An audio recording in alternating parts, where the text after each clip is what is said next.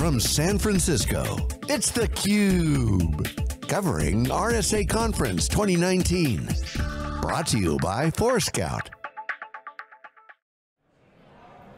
Hey, welcome back everybody. Jeff Frick here with theCUBE. We're in the Forescout booth at RSA in Moscone Center. 40,000 people walking around talking about security. It's by far the biggest security event in the world. We're excited to be here. And welcome back a CUBE alumni who's been playing in the security space for a very long time. He's Brad Maderi, the EVP from Booz Allen Hamilton. Brad, great to see you. Hey, thanks for having me here today. Absolutely. Yeah, I've already walked about 7 miles today, and just glad to be here to have a conversation. Yeah, the Fitbit and the walking trackers love this place, right? You feel your circles in a very short period of time. I feel very fit after today, so thank you. But it's pretty interesting, right? So you're in a position where you're advising companies, both government and commercial companies, you know, to come into an environment like this and just be overwhelmed by so many options, right? And you can't buy everything here, and you shouldn't buy everything here. So how do you help your clients kind of navigate this crazy landscape? Yeah, it's interesting. So you mentioned 40,000 people. As you can see on the showroom floor behind us, thousands of product companies, and frankly, our clients are confused. There's a lot of tools, a lot of technologies. There's no silver bullet, and our clients are asking a couple of fundamental questions. One, how effective am I? And then once I'm effective, how can I be more efficient with my cybersecurity spend? So it's funny, effective. So how are they measuring effective, right? Because that's a kind of a changing, amorphous thing to target as well. That's the key question in cybersecurity is how effective am I? There's lots of tools and technologies. We do a lot of incident response, both commercially and federally. And in general, when looking at past breaches, it's not a tool problem. In most cases, everyone has the best of the best in tools and technologies, but either they're drowning in data, or the tools aren't configured properly. So, we're spending a lot of time helping our clients baseline their current environment, help them look at their tool configurations, help them look at their security operations center, helping them figure out, can they detect the most recent threats, and how quickly can they respond? Right, and then how do they prioritize? That's the thing that always amazes me, because again, you can't do everything. Right. And what's fascinating with the recent elections and kind of the state-funded threats is that what the bad guys are going after, isn't necessarily your personal identifying information or your bank account, but all kinds of things that you may not have thought were that valuable yesterday. Right, it's funny, we talk a lot about these black swan events. And so you look at NotPetya, and with NotPetya, there were some companies that were really hit in a very significant way, and everyone is surprised, right? And we see it time after time, folks caught off guard by these unanticipated attack vectors. It's a big problem, but I think our clients are getting better. They're starting to be more proactive. They're starting to become more integrated communities where they're taking intelligence and using that to better tune and tailor their security operation programs. And they're starting to also take the tools and technologies in their environment, better tie them and integrate them with their operational processes, and getting better. Right. So another big change in the landscape, you said you've been coming here for years, is IoT, right? And, yeah. And Cisco called industrial IoT, or GE call it Internet of Things. A lot more devices, should or should not be connected. Well, they're all going to be connected. They weren't necessarily designed to be connected. And you also work on the military side as well, right? I mean, these have significant implications. These things do things, whether it's a turbine, whether it's something in a hospital that's monitoring your heart, or whether it's something in a military scenario. So how are you seeing the adoption of that? Obviously the benefits far outweigh the potential downfalls, but you got to protect for the downfalls. Yeah, the OT, we view OT as one of the most pressing cybersecurity challenges that our clients face today. And it's funny, when we first started engaging in the OT space, there was a big vocabulary mismatch. You had the CISO organizations that were talking threat actors and attack vectors, and then you had head of manufacturing that were talking uptime, availability, and reliability, and they were talking past each other. I think now we're at a turning point where both communities are coming together to recognize that this is a real and imminent threat to the survival of their organization, and that they've got to protect their OT environment. They're starting by making sure that they have segmentation in place, but that's not enough. And it's interesting when we look into a lot of the OT environments, I call it the Smithsonian of IT. And so, I was looking at one of our client environments, and they had a lot of Windows NT devices. I'm like, that's great. I'm a Windows NT expert. I was using that between 1994 and 1996, and that's everybody's favorite vulnerability, right? I'm not even a hacker. I'm your guy. And so, one of the challenges that we're facing is, how do you go into these legacy environments that have very mission critical operations and integrate cybersecurity to protect and ensure their mission. And so we're working with companies like Forescout, that provide agentless capabilities that allow us to better, one, understand what's in the environment, and then be able to apply policies to be able to better protect and defend them. But certainly it's a major issue that everyone's facing. We spend a lot of time talking about issues in manufacturing, but think about the utilities, think about the power grid, think about building control systems, HVAC. Right. I was talking to a client that has a very critical mission, and I asked them, I'm like, what's your biggest challenge that you face today? And I was thinking they were going to be talking about their mission control system, or some of the real critical assets they have. But he said, my biggest challenge is my HVAC. And I'm like, really? He's like, if my HVAC goes down, my operation's going to be disrupted. I'm going to have to coop halfway across the country, and that could result in loss of life. It's a big issue. Yeah, it's wild. Triggered all kinds of, I think Mike earlier today said that a lot of the devices, you don't even know you're running NT.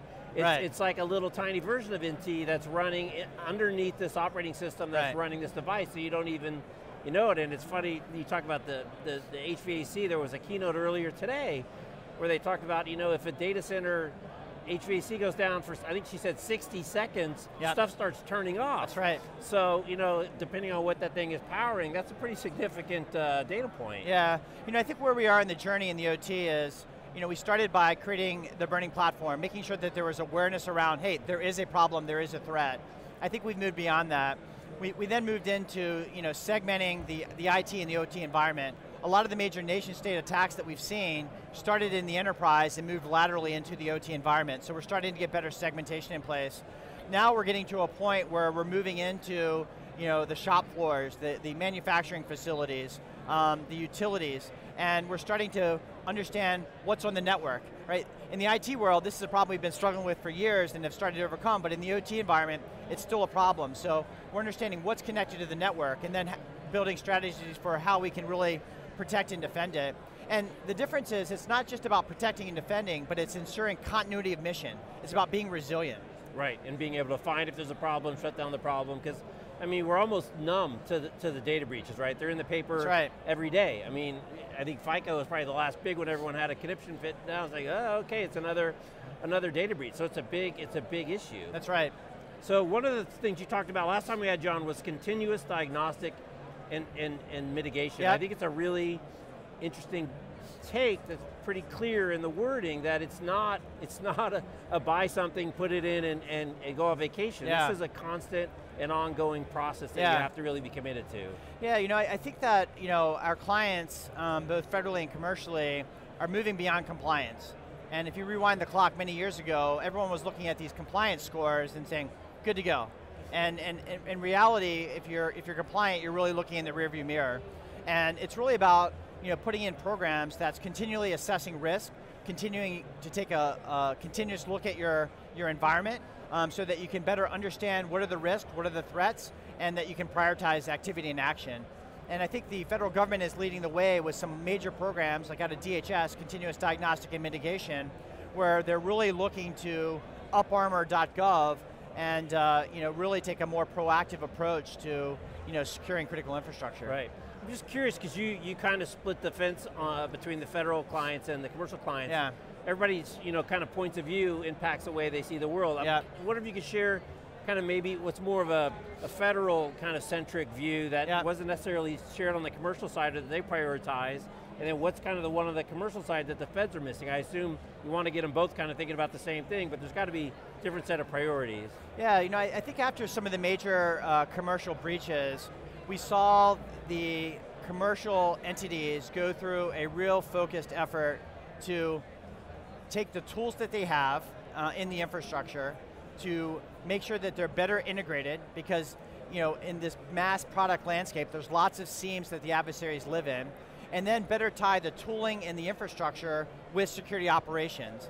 And on the security operations side, take more of an intelligence-driven approach, meaning that you're looking at what's going on out in the wild, taking that information, be able to enrich it, and using that to be more proactive.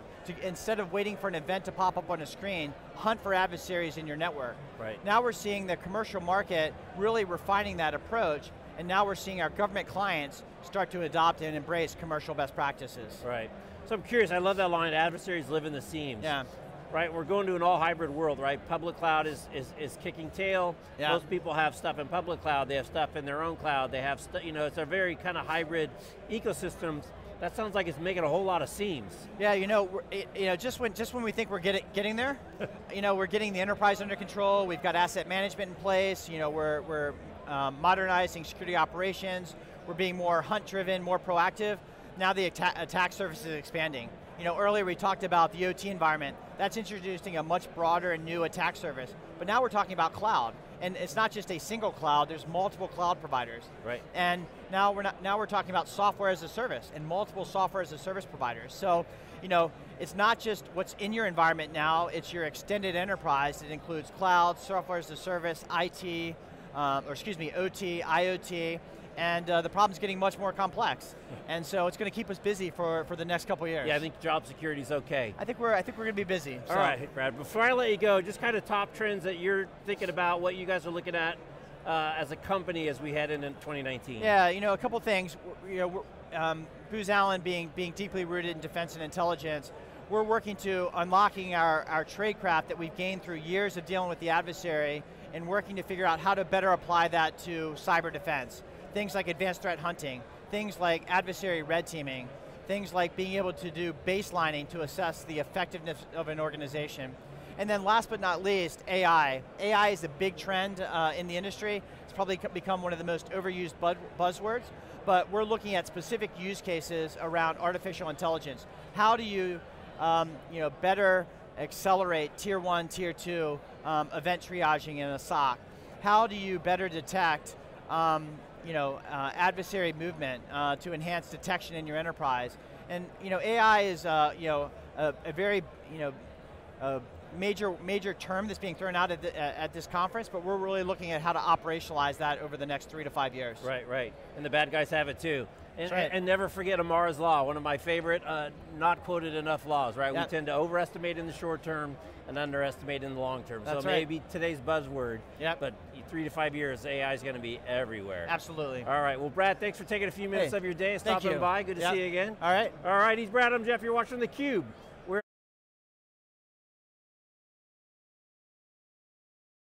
Live from San Francisco, it's theCUBE, covering RSA Conference 2019.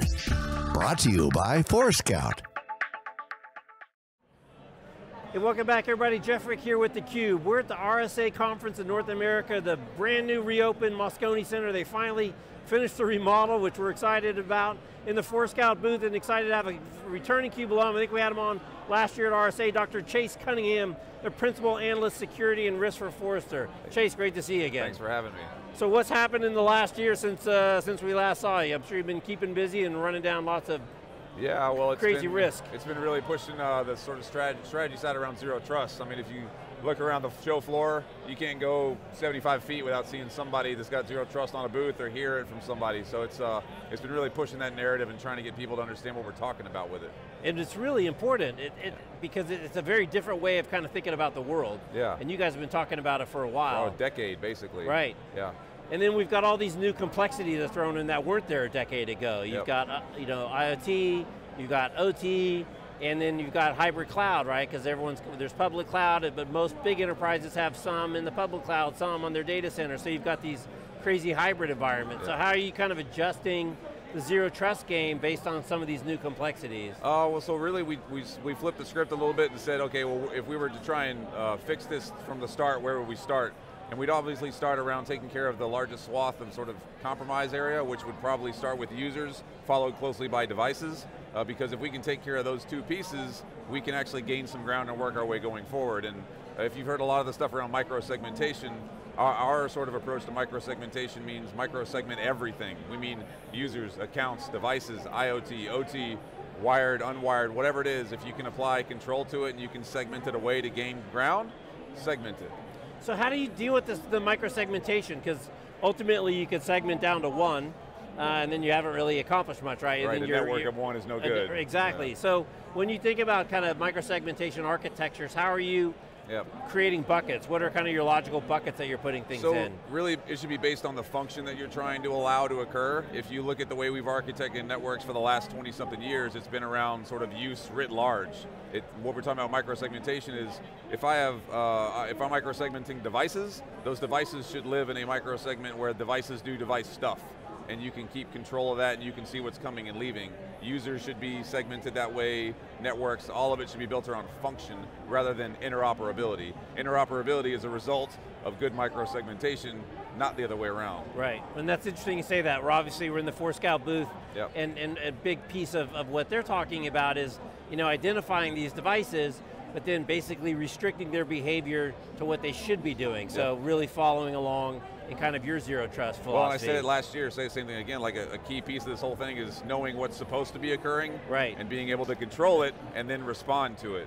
And it's not really that we've changed the evolution of this whole thing, we've just looked at it a little more pragmatically and applying fixes where you can actually start gaining ground. Right, and applying the fixes at all different points in the spectrum as opposed to just trying to create the big giant wall and a moat. Well, yeah, moving away from the perimeter model. Like the perimeter model has categorically failed. And everyone around here seems to understand that that's a reality. And we're not saying you shouldn't have your defenses up, but your defenses should be much more granular and much more focused on the realities of what enables the business. Right. So I'm just curious to get your perspective. You've been doing this for a while. As you walk around the show floor here and see so many vendors and so many products and so many solutions and so many kind of bright shiny objects.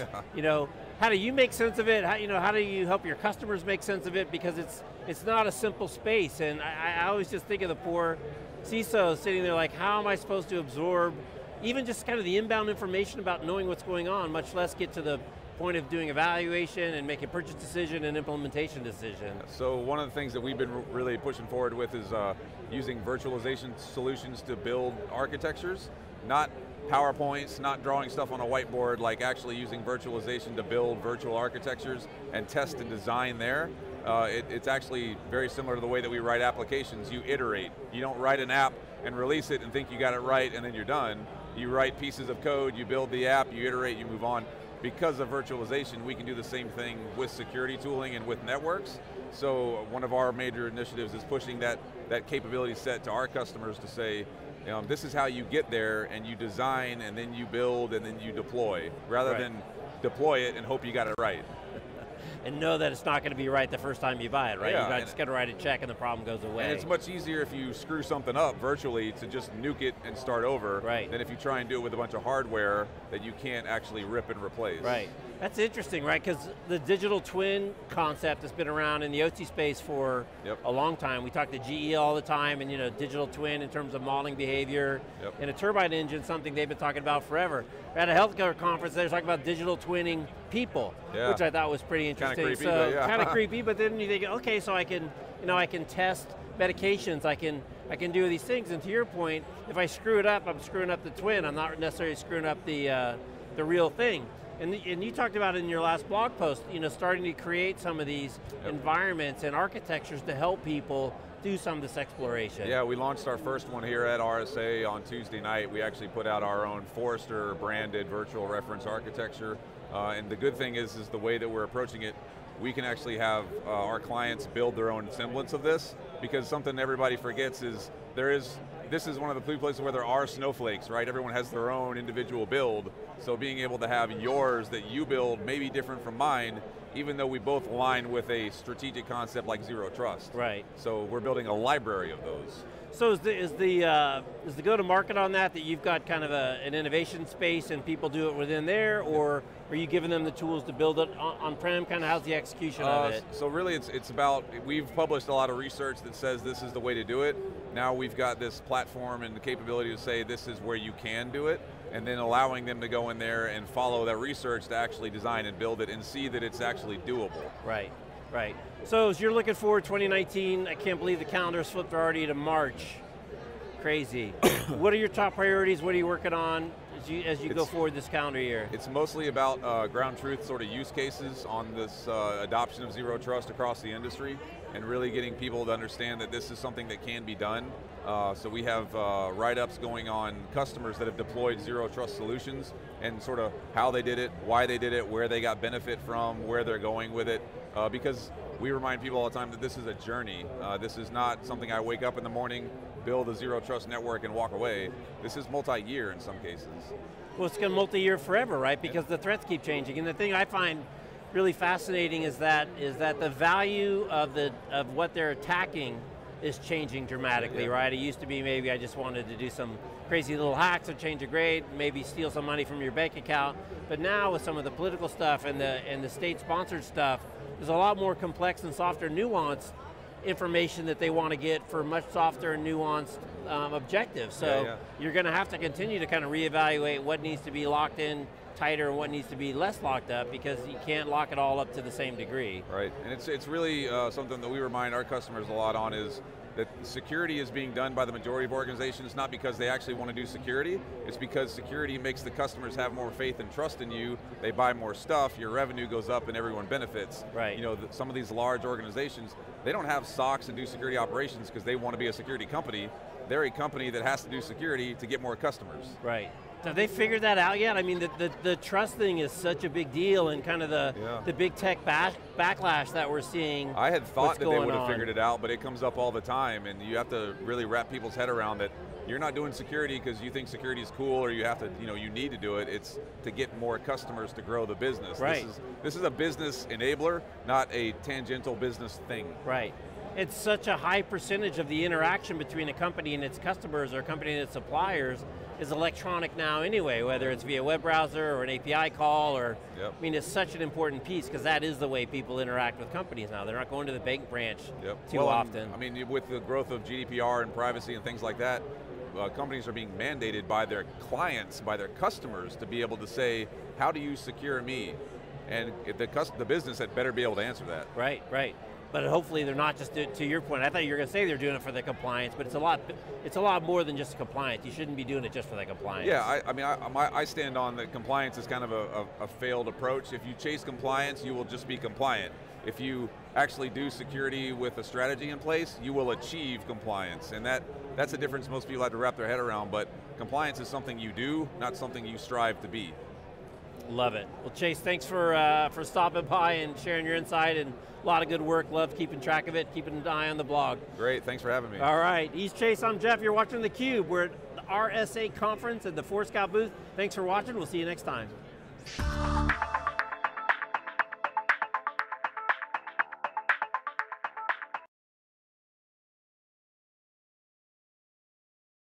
Live from San Francisco, it's theCUBE, covering RSA Conference 2019. Brought to you by Forescout. Hey, welcome back everybody. Jeff Frick here with theCUBE. We're at RSA North America at the newly opened and finally finished Moscone Center. We're here in the Forescout booth, excited to be here, and we've got our next guest who's been coming to this show for a long, long time. He's Dan Burns, the CEO of Optiv. Dan, great to see you. Great to see you too, Jeff. Appreciate you having me on the show. So you said this is your 23rd RSA. Yeah, it's somewhere right around there. It's got to be, and I don't think I've missed any in between. I've missed some black hats in there now and again, but RSA is just one of those that I feel like you got to go to. Right, right. So obviously the landscape has changed dramatically. So we won't go all the way back 23 years, but in the last couple of years, as things have really accelerated with the internet and IoT and OT and all these connected devices, autonomous cars, from a threat perspective and from where you sit in the catbird seat, what are you seeing? What are kind of your impressions? How are you helping people navigate this? Yeah, I appreciate that question, Jeff. So it has changed dramatically, there's no doubt about it. So I got into security in 1996, and that was a long time ago. It's really in the infancy of security, and back in 96, when I remember really studying what security was, and by the way, back then it was called information security, now it's cybersecurity. But it was really straightforward and simple. There were probably 2 or 3 threats and vulnerabilities out there, right? Some of the early on ones. So that's one part of the equation. The second part, there were probably 2 or 3 regulations and standards out there, no more than that. And then when you went over to kind of the third part of the triad, and you talk about vendors and technology, there were maybe 5 or 6, right? You had McAfee, you had Checkpoint, and you had some of the early stage companies that were really addressing kind of simplistic things, right? Firewalling, URL filtering, and things like that. And now you fast forward to today, and it's night and day, so much different. So today, when we talk about threats and vulnerabilities, there are hundreds of millions, if not billions of threats and vulnerabilities. Number one, big problem. Number two, regulations standards, there's hundreds of them globally. And number three, when you look at our great technology partners here, and I think there's probably about 3,500 technology partners here on the floor today, night and day, right? Night and day from 96 to 2019. And that's created a lot of issues, right? A lot of issues, which I'm happy to talk about. Yeah, complexity, but you know, you've had a great quote of one of the other things I saw doing the research for this interview. You talk about rationalization, and how does a CISO rationalize the world in which you just described? Because they can't hire their way out of it, right? They can't buy their way out of it, and at some point you're going to have to make trade-off decisions because you can't use all the company's resources just for security. At the same time, you don't want to be in the cover of the Wall Street Journal tomorrow because you had a big breach that you just discovered. Yeah, it's a balancing act. How do you help them figure this, navigate these choppy waters? Yeah, so we think Optiv is in a prime space to do that, place to do that, no doubt about it. So let's talk about the complexity that's out there now. You look at the landscape, you look at the 3,500 different technology companies out there today, and when we talk to a typical client, and we ask the question, how many vendors, how many OEMs do you have to deal with on an annual basis? And the response, of course, depending on the size of the organization, but let's just take your average small, mid-sized enterprise client, the response is somewhere between 75 and 90 partners. And then, of course, we get shock on our face. Just on the security side? Just on the security. That's not counting all their CRM and all their other That's not IT, that's not anything. That is just 75. to solve and build their own security programs. And the next response we get from them is, we can't do it. We just can't do it. We spend about 90% of our time acting as if I'm the CISO right now. 90+% of our time working with all of these wonderful, great technologies and partners just to establish those relationships and make sure, you know, we're doing the right things by them and them by us. And so, you know, given this complexity in the marketplace, everything that's going on, it's just a prime scenario for what we call ourselves as a global cybersecurity solutions integrator, right? Being able to, for a lack of a better term, be the gatekeeper, you know, for our clients and help them navigate this complexity that's out there in the space. And so, you know, the value that we bring, you know, I talk about it in terms of an equation, right? We're all mathematical in nature, typically people in cyber. And so when I think about cyber, I think about equations, and the first equation I think about is a very simplistic one. It's people, it's process, and technology. And you need equal focus on all three of those parts of the equation to truly balance things in a matter where you're building a very effective security program. And historically, you know, CISOs have really leaned towards the technology side of that equation. Right. And now what we're seeing is a balance. Like, we've got to worry about people, right? We've got to find people with that intelligence and knowledge and know-how and wherewithal, right? And we've got to find companies that have that process expertise. A process is a means to an end. How do I get to a certain outcome? And so what we bring is the people, process, and technology, all sides of the equation, with the ability in masses to help clients plan, build, and run their entire security program or parts of it.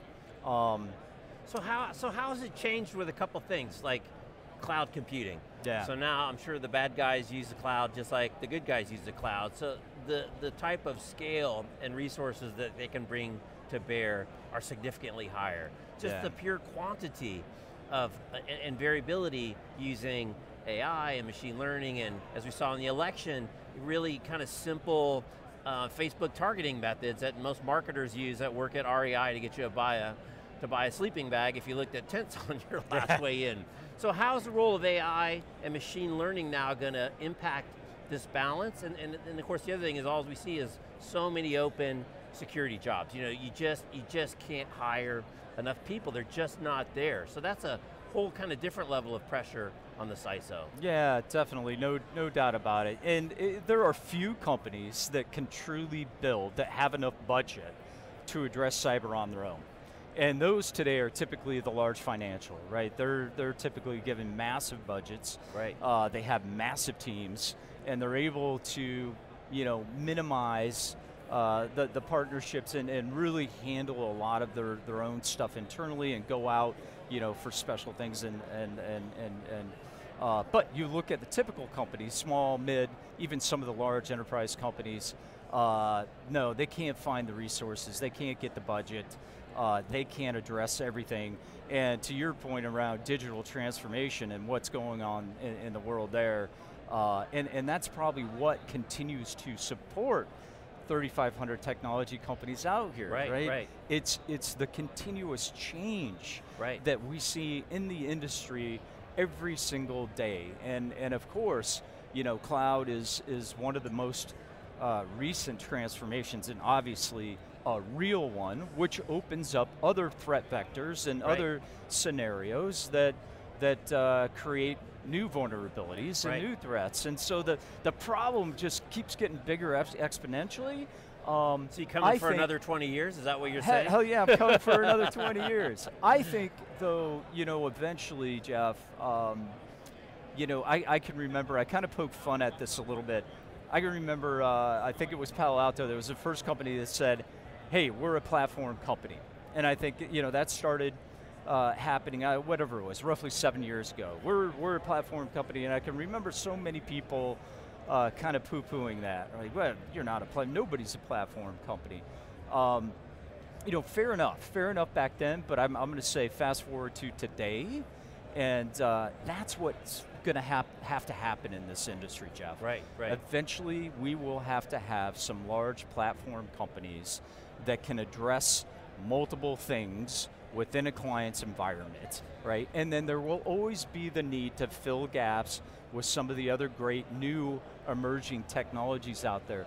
So maybe we won't have 3,500 vendors in 10 years, maybe it's 2,000, so there will be consolidation, there will be the platform play that happens. But then you have the addition of public cloud, right? So now a lot of infrastructures, they've got some stuff in public cloud, they still have some stuff on their data center, right? So this is kind of hybrid world. Then you add the IoT thing and the OT connectivity back to the IT, which is relatively new. So now you've got this whole other threat vectors that you never had to deal with before at all. It's the machines down on the factory floor that have been pumping out widgets for a long time that are suddenly connected to the infrastructure. So the environment that you're trying to apply security to is really evolving at a crazy pace. Yeah, it is. It's a great industry to be in. Every day I wake up, pinch myself. I think all our guys do. Right. It's amazing. I don't see that slowing down, right? So I think that's why some of that balance continues to be there, in the future. One of the things that we're seeing in our industry is companies really trying to take this inside-out approach as opposed to this outside-in approach. And I'll tell you the difference. The outside-in approach is it's all of this chaos, right? It's all the chaos that's behind us, and we see it right here. It's everybody telling you what you need, and you building a security program around what's being fed to you externally, as opposed to really taking a step back, looking at your organization, understanding what your company's initiatives and priorities are, right? And your own company's vision, mission, and strategy. And I tell people all the time, I don't care if they're a part of our company or any company, first thing you should do is understand the vision and the mission and the strategy of the organization you work for. And so that's part of the inside out approach, understanding what your company's trying to accomplish, and is a security practitioner, really wrapping your arms and your mind around that and supporting those initiatives and aligning your security initiatives to the business initiatives, right. And then doing it through a risk management type of program and feeding that risk management dashboard and information directly to the board. Right. So I'm curious how you approach the kind of the changes now we have state-sponsored attackers, and how, what they're trying to get and why they're trying to get it has maybe changed, and the value equation on your assets that clearly some assets are super valuable and personal information and some things that are kind of classical, but now we're seeing different motivations, political motivations, other types of motivations, so they're probably attacking different repositories of data that you maybe didn't think carry that type of value. Yeah. Are you seeing kind of a change in that, both in the way the attacks are executed and what they're trying to get and the value they're trying to extract, than just kind of a classic commercial ransomware, or I'm just going to grab some money out of the account? Yeah, I think you're right, and it kind of goes back to the earlier part of the conversation. The number of devices that the attackers can attack are almost infinite, right? And especially with the edge, right? With IoT, it's created this thing we call the edge, right? Devices on street lights, devices on meters, devices here, devices there. Right. So the number of devices they can go for is ever increasing, right? Which continues to support the need and the cause that we all are a part of. And the ways they're going to do that is going to change as well. There's no question about it. Yeah. So are we seeing different ways of doing it? Yes. There's no question about it. Back to the state-sponsored kind of stuff. The way I look at cyber, and probably one of my biggest personal concerns as I think about us, people, and family. Right. We all have family. Is that cyber and ultimately cyber warfare has created this levity in the kind of equalness in terms of countries, right? Where a country like the U.S. or Russia or somebody with massive resources around physical weapons are now no longer necessarily as powerful as they were. So brevity, it's just created this leveling playing field. So countries like North Korea, countries like Afghanistan and others have a new opportunity to create a pretty bad situation. And we haven't seen cyber warfare, quote unquote, yet. We would call it something a little, because they haven't really used it as a mass weapon of destruction, but the threat of that being there is creating more of a even playing field. And that's one of my biggest concerns. Like, what's the next step there? And the other thing is really the financial implications if you don't do it right. It's beyond being embarrassed on the Wall Street Journal, but GDPR regulations went into place last year. There's now the California data privacy law that's coming into place. People are calling it kind of the GDPR of California, and that may take more of a national footprint as time moves on. So, it's weird. On one hand, we're kind of desensitized because there's so many data breaches, right? You can't keep track. We don't actually flip past that page on the Wall Street Journal. Keep track. But on the other hand, there is kind of this renewed kind of consumer protection of my data that's now being codified into law with significant penalties. So I wonder, how that plays into your kind of risk portfolio strategy of deciding, how much to invest, how much you need to put into this effort, because if you get in trouble, it's expensive. Yeah, it is. It can be, and it will be, and it will get even more expensive. And we're still waiting, for the lawmakers to levy some pretty heavy fines. We've seen a few, but I think there's going to be more, and I think you do have to pay more attention to regulations and compliance. But I think it is a balancing act. Back to our inside-out approach that I was talking about, a lot of companies, when PCI came out, as you know, Jeff, a lot of companies were guiding their security program by PCI specifically and only, and that's a very outside-in approach, right? That's not really accounting for the assets that you were talking about earlier. Not all of them, some of them. And so I think that's a great point, right? As a CISO, the first thing you've got to understand is, what are your assets? What are you trying to protect? And you know, our friends here at Forescout do a great job of giving you the visualization of your network, understanding what your assets are. And then I think the next step is placing a dollar value on that. And not many people do that. Right, they go, oh, here's my assets. It's painful, this one's kind of important, this one's kind of important. But to get buy-in from the rest of your organization, you need to force the conversation with your counterparts, with your CFO, with your CMO, with anyone who's a partial owner of those assets, and make them put a dollar amount on it. How much do you think the data on this server is worth? How much do you think the data on this server? How much do you think? And inventory that is part of the asset inventory. And then I think you've got a much better argument as it relates to getting budget and getting buy-in, getting buy-in. And I see it a lot where CISOs tend to be, most tend to be a little bit introverted, right? They'd rather hang out there, you know, on the second floor and you know, be there with their team, take a look at the latest threats, take a look at what's going on, you know, with their with their logs and their data, and trying to solve really critical problems. But my recommendation to CISOs is, man, build tight relationships across the entire organization and get out there, be visible, get buy-in, do lunch and learns on why cyber is so critical and how our employees can help us on this journey in this path. Well, Dan, you trip into a whole nother category that we'll have to leave for next time, which is what is the value of that data? Because I think that's changed quite a bit over the last little while. But thanks for taking a few minutes. Absolutely, and hopefully you have a good 23rd RSA. Thank you very much. I appreciate it. He's Dan, I'm Jeff. You're watching theCUBE. We're at RSA North America at Moscone at the Forescout booth. Thanks for watching. See you next time.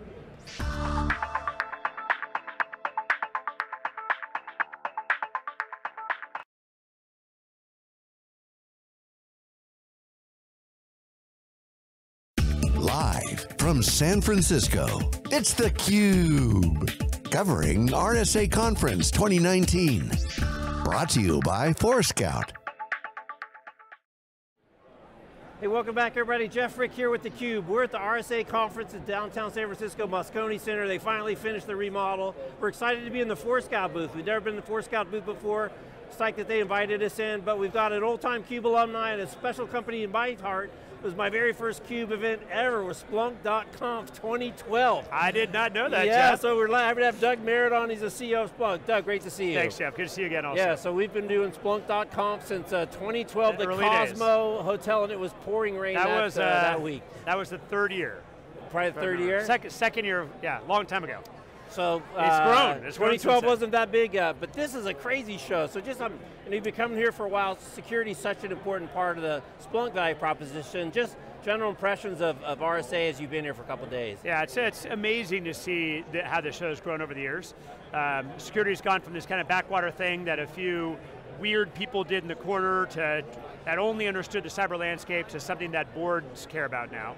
And that obviously has helped with this show with, I don't even know what the attendee numbers are like, but tens of thousands of people, and you can't walk down a hallway without bumping into 10 brand new companies that were launched in the past year in the security space. And I think the biggest challenge that people that I have, and I think other people have, is how do you tell different companies, where's the wheat from the chaff? Like, what is really important in security, and how do you tell different companies and different trends apart so you can actually focus on what matters? Right, I just feel for the CISOs, right? I mean, man, you guys really have a big ecosystem at .conf, but those are all kind of complementary things around the core Splunk solution.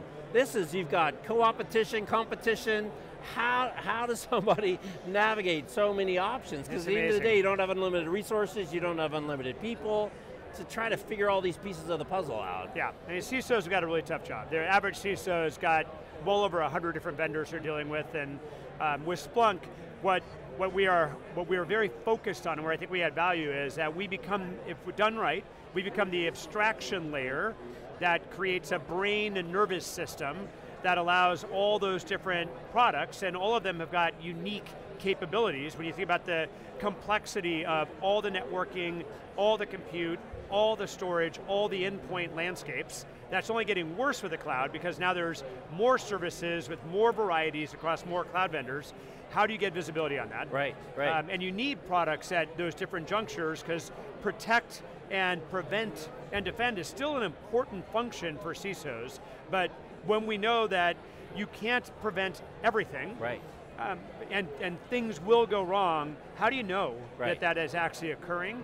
And what the Splunk value prop is, we don't have as much of a point of view on any one product. We aggregate data from all the products, which is why so many people are partners, and then help companies with both raw investigations, given that something goes wrong with our schema-less data structure, but then also with effective monitoring and analytics that's correlating data across those tens, hundreds, or thousands of different technologies, so you can get a better feel for what are the patterns that make sense to pay attention to. Like you just gave me like 10 questions to ask just in that answer. You covered it all. Because the other thing, there's also IoT now, and OT, and all these connected devices, so the endpoints, the surface area, the throughput is only going up by orders of magnitude. Without a doubt. It's crazy. That's, I saw some stats the other day that globally at this point there's, I may get these off by one digit, but let's say there's 80,000 servers that are the backbone of the entire internet. There's already over 11 billion connected devices, going back to that IoT theme.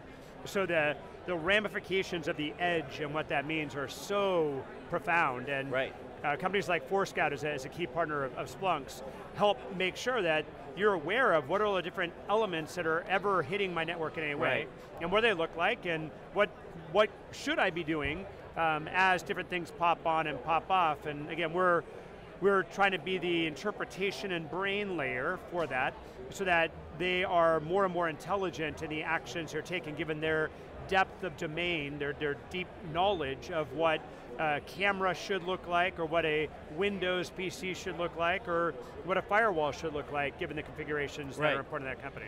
Before we turn on the cameras, you made an interesting comment. We used to talk about schema on read versus schema on write. That was the big data theme. And you guys are sitting on a huge data flow.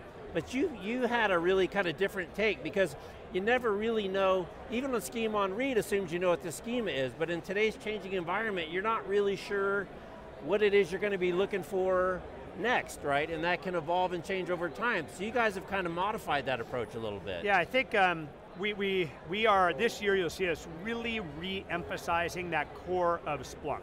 That the reason you'd have an investigative lake, and I don't think most people know what the schema is, period, much less read or write. So my new terminology is, hey, you need a very thorough investigative lake.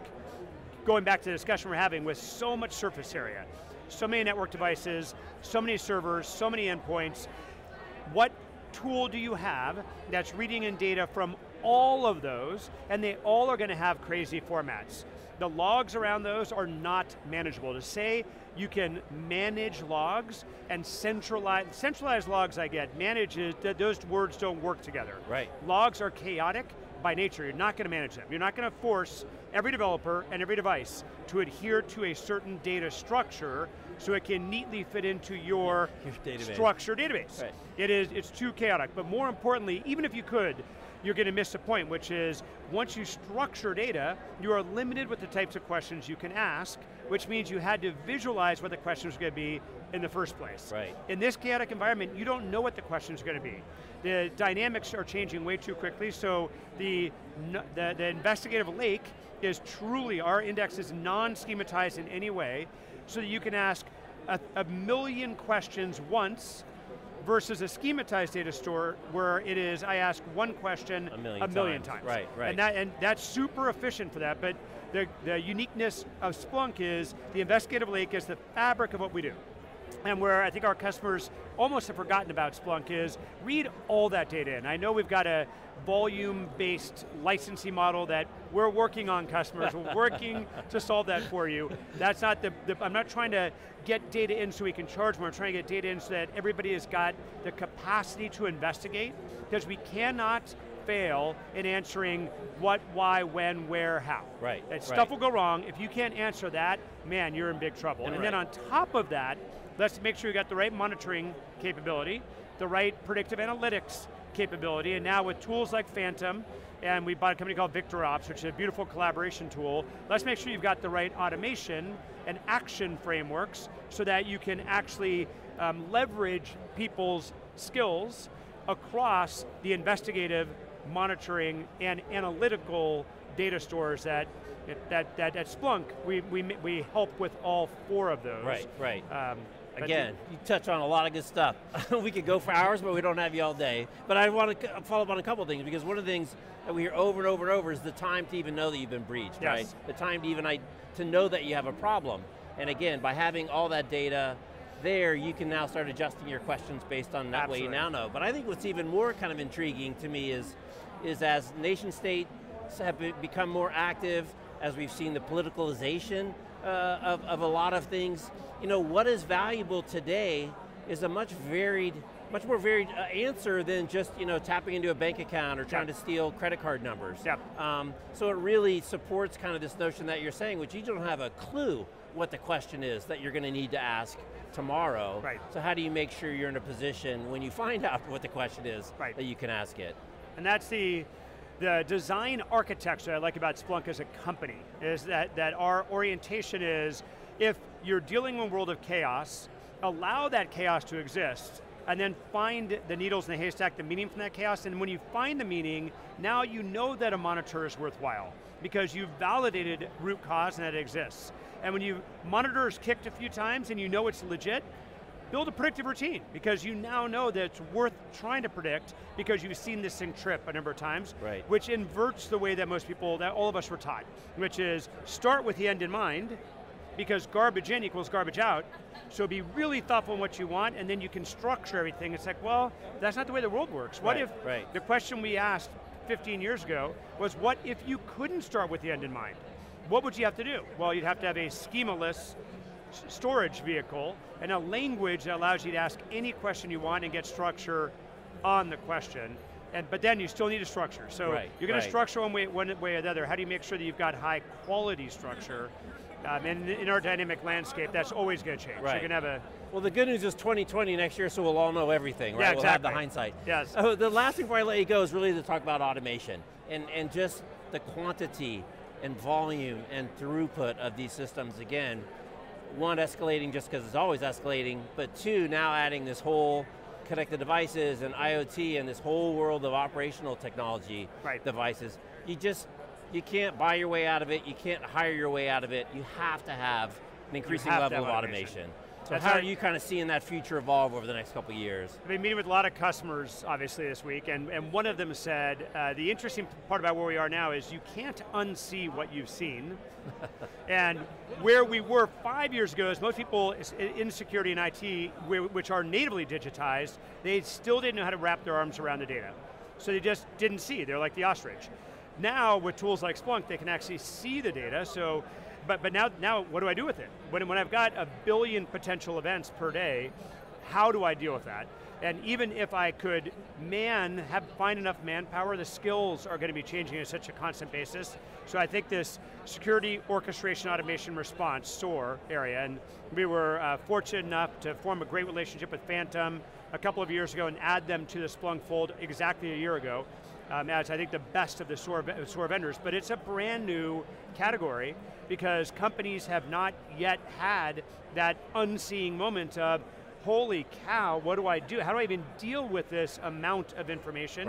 And adding in automation, intelligent automation, dynamic automation, with the right orchestration layer is an absolute imperative for these shops going forward. And when I look at the combination of Phantom and their competitors, there's still less than 1,000 companies in a sea of 1 million plus corporate entities globally that have licensed these products. So we're at the very beginning of this portion of the wave, but there's no way that companies will be able to be successful without beginning to understand what that means and wrapping their minds around how to use it. And what we're so excited about with Splunk is traversing, investigate, monitor, analyze, and automate up and down continuously, we think is a key to getting the best value from this really, really diverse and chaotic landscape. Right. And having Phantom as part of the fold helps a lot because you can get signal on, did I do the right automation?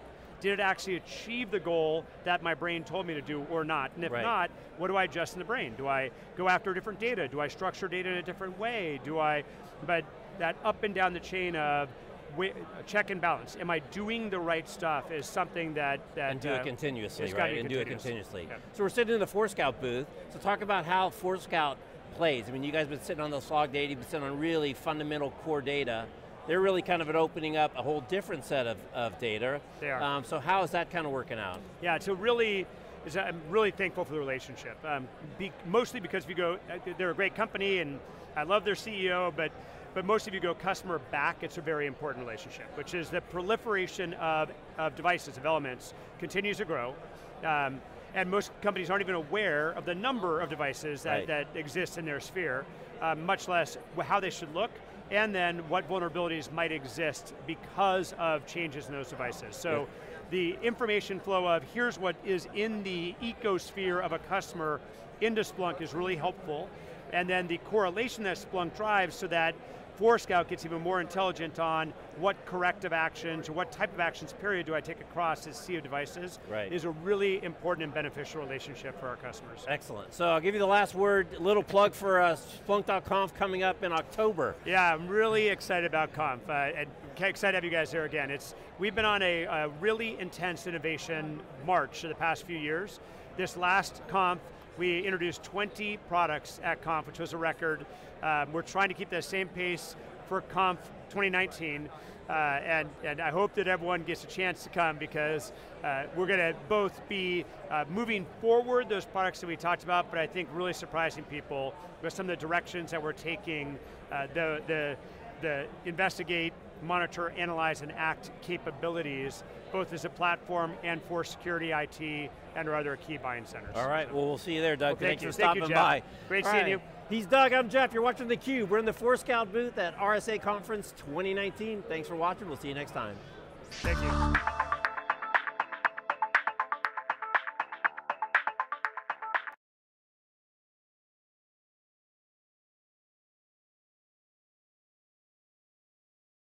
Live from San Francisco, it's theCUBE, covering RSA Conference 2019.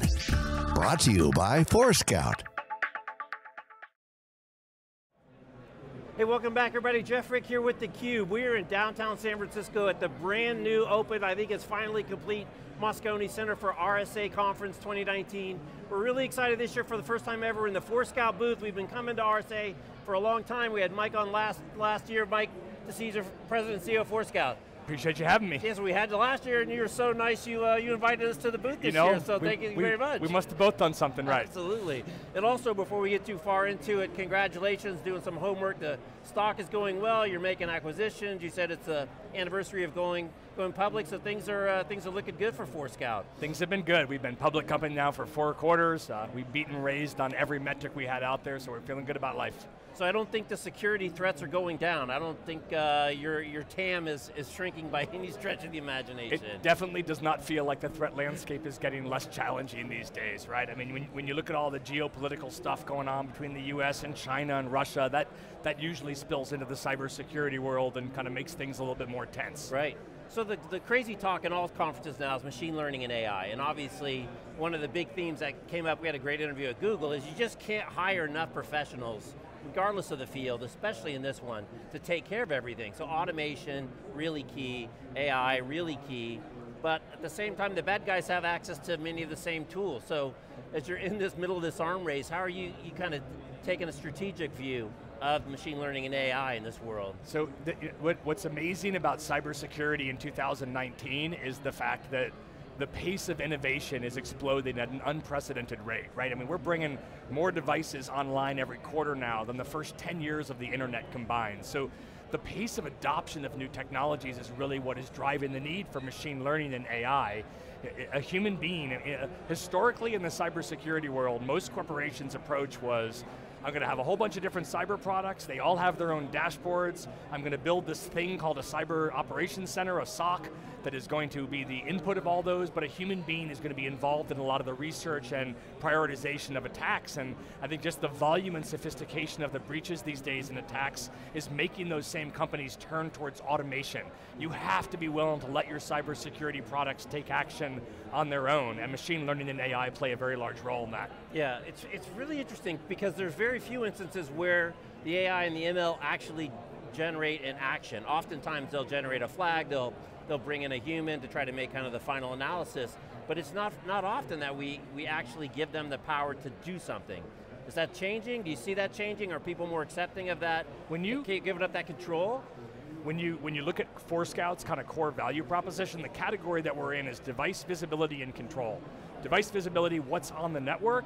Control, when I find something that shouldn't be there, our customers want to block that. So we have a front row seat on watching customers that for decades have been unwilling to allow cybersecurity products to actually take action, turning our product on every day and allowing us to do exactly that. So when we look at the way that they approach the breaches, in every one of these scenarios, they're trying to figure out how they can augment the personal staff they have with products that can provide that level of intelligence. Right, and the thing too we see over and over is that people are so fallible. Interviewed a gal, Grace Hopper, a couple of years. She was 100% at social engineering her way into any company that she tried. She had a kind of cool trick. She looked at Instagram photos, she would see the kind of browser that you had, and you know, oh, the company picnic page won't let me in, can you please try this?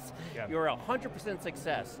So you guys really act in a very different way. You're kind of, after the breach has happened, you're sensing and taking action, not necessarily trying to maintain that big moat. We're actually on the front end. We're before the breach takes place. So the way our product works is we plug into the network, and then we turn that network.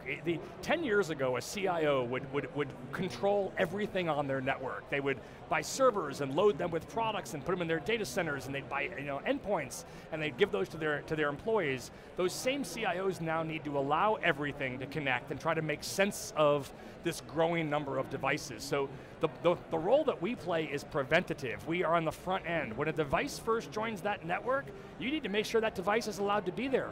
So before we worry about what credentials that device is trying to log in with, let's make sure that's a device that the company wants to be on the network to begin with. So to your point, exactly, you're right. I mean, I think my CFO and I probably every week have some very sophisticated email that makes it sound like one of us asked the other to approve a check request, but they're getting good, and you're right. They go on, they know that I went to Villanova, or I'm a Fish fan, and they'll leverage some form of thing I'll post online as try to make that email a little bit more personalized. But our philosophy as a company is very basic, which is you need situational awareness of what devices are allowed to be on that network to begin with. If you get that in place, there's a lot less examples than what you described a couple of minutes ago. Yeah, and as you said too, it's a really interesting philosophy, having kind of an agentless methodology to identify and profile everything that's connected to the network, as opposed to having an OS or having a little bug on there, which puts you in good shape for this operations technology thing, which is such a critical piece of the IoT and the IIoT trend we're deep into. There's no doubt.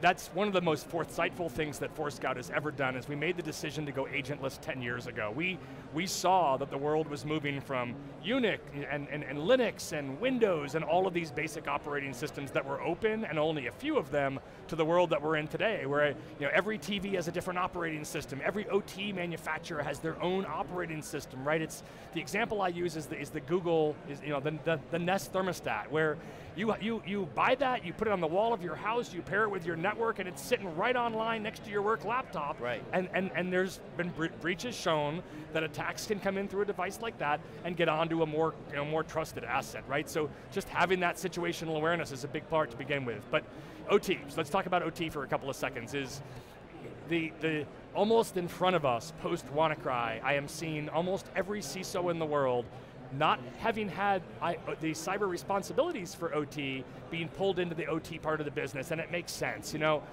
when you watch a breach like WannaCry, most companies didn't think they bought something from Windows. They thought they bought a controller from Siemens or GE or one of the larger manufacturers. What they realized on WannaCry was that those controllers have embedded versions of an old operating system from Microsoft called XP that had vulnerabilities, and that's how it was exploited. So the approach of devices being online, what's changing in front of us is not just the volume of devices, but they're not open anymore. So the agentless approach of allowing devices to connect to the network and then using the network to do our thing and figure out what's on it makes us a really relevant and big player in that world of IoT and OT. So do you have to hold their hand when they break the air gap and connect the OT into the IT to say, it'll be okay, we'll be able to keep an eye on these things? You know, you talk about air gaps all the time as such a kind of a fundamental security paradigm in the old way, but now the benefits of connectivity are outweighing, you know, the potential cost of maintaining that air gap. It's very difficult, right? I mean, you know, one of the examples I always use is PG&E, our local power company here, where up until a few years ago, they'd have a human being in a van would come to your house and knock on your door, and all they wanted to do was get in your garage to read your meter, right? So they could bill you correctly. And then they put smart meters on the side of our houses, and I'm sure the ROI for them was incredible because they got rid of their entire fleet as a result.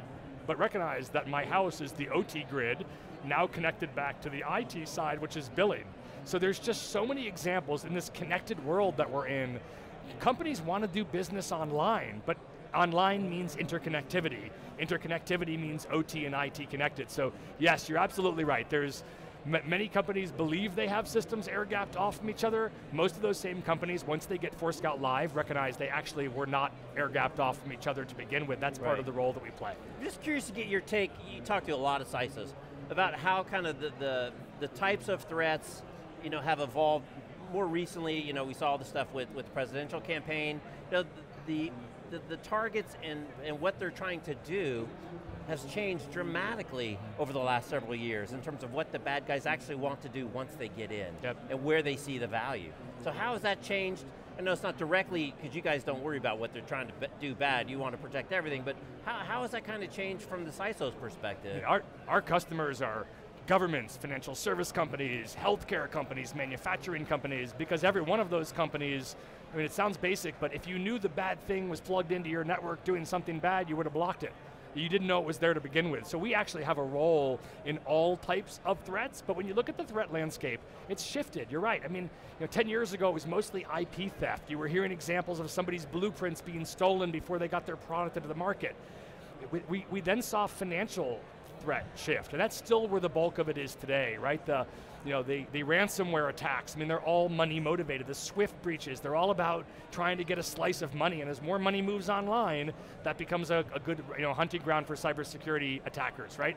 But what is now being introduced as well is all the geopolitical stuff, and I think, you know, with our commander-in-chief being willing to be online tweeting, and with other governments worldwide having a more social footprint, now that's on the table, and can you embarrass somebody, and what does that mean, and can you divide parties? But yeah, there's a lot of different reasons for people to be online. What's amazing is the attacks behind them are actually fairly consistent. The mechanisms used to actually achieve the objectives are actually quite similar. I'm curious from the CISO's perspective in trying to measure ROI and you know, kind of where they should invest and not invest, how the changing kind of value proposition of the things that are at risk really has got to change the dynamics, because they're not just stealing a little bit of money. You know, these are much more complex and squishy kind of value propositions if you're trying to influence an election, or you're trying to embarrass somebody, or you're trying to influence things. If it's state funded, or if it's believed to be state funded, it typically has a different ROI model behind it, right? And there's different organizations. But you know, like on the OT side that you described a second ago, right? Why is OT so hot right now?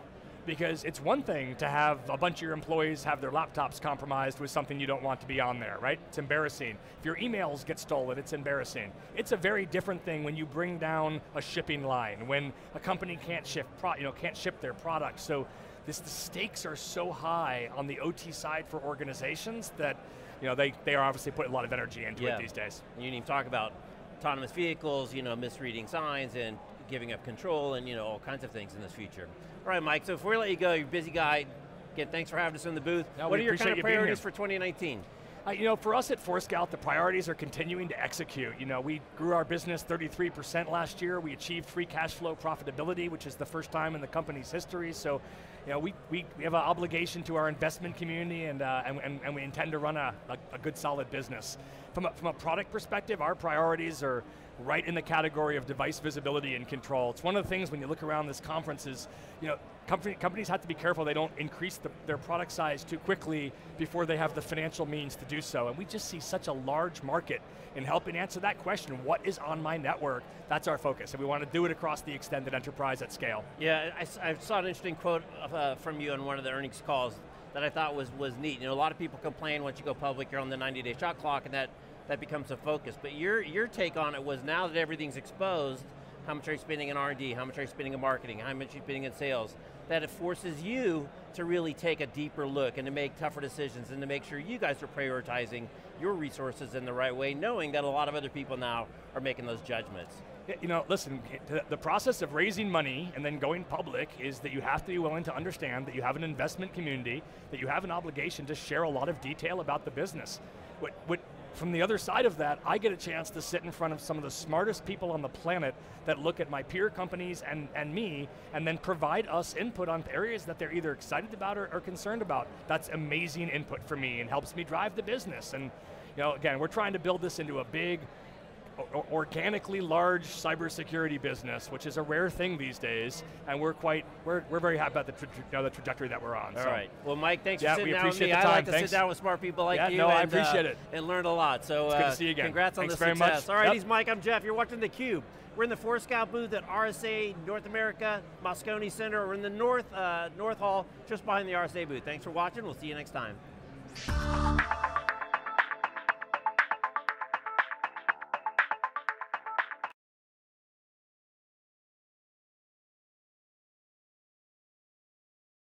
Live from San Francisco, it's theCUBE, covering RSA Conference 2019. Brought to you by Forescout. Hey, welcome back everybody. Jeff Frick here with theCUBE. We're at RSA Conference North America 2019, 40,000 plus people in the brand newly refinished Moscone. They finally got it done. It looks great and we're excited to be here. And the guy, one of the many people responsible for this whole event, is joining us for a return visit. He's Rohit Ghai, the president of RSA. Rohit, congratulations on another incredible event. Thank you, it is incredible indeed. And the scope of the conversation and the breadth of the conversation, amazing. Right, I was looking a couple years ago, I think it was Valentine's Day. Thankfully you didn't do a Valentine's Day this year, because I don't think Moscone was ready for you. That's right, I don't think that would have played out well, yes. Right, so let's jump into it a little bit. Kind of general impressions, you know, security is not getting any less in demand. Yes. We're seeing increased threats, we're getting dumbed down to breaches. Yeah. Got, I don't know, well give me the facts, how many vendors are here displaying today? How many sponsors? What are some of the basics? Yeah, so look, 40,000 plus attendees. You know, we have 800 plus folks on the show floor. There is a total of 1,700 plus vendors in this industry. So it's a very fragmented industry, and everybody who's anybody in cybersecurity is actually here. Right.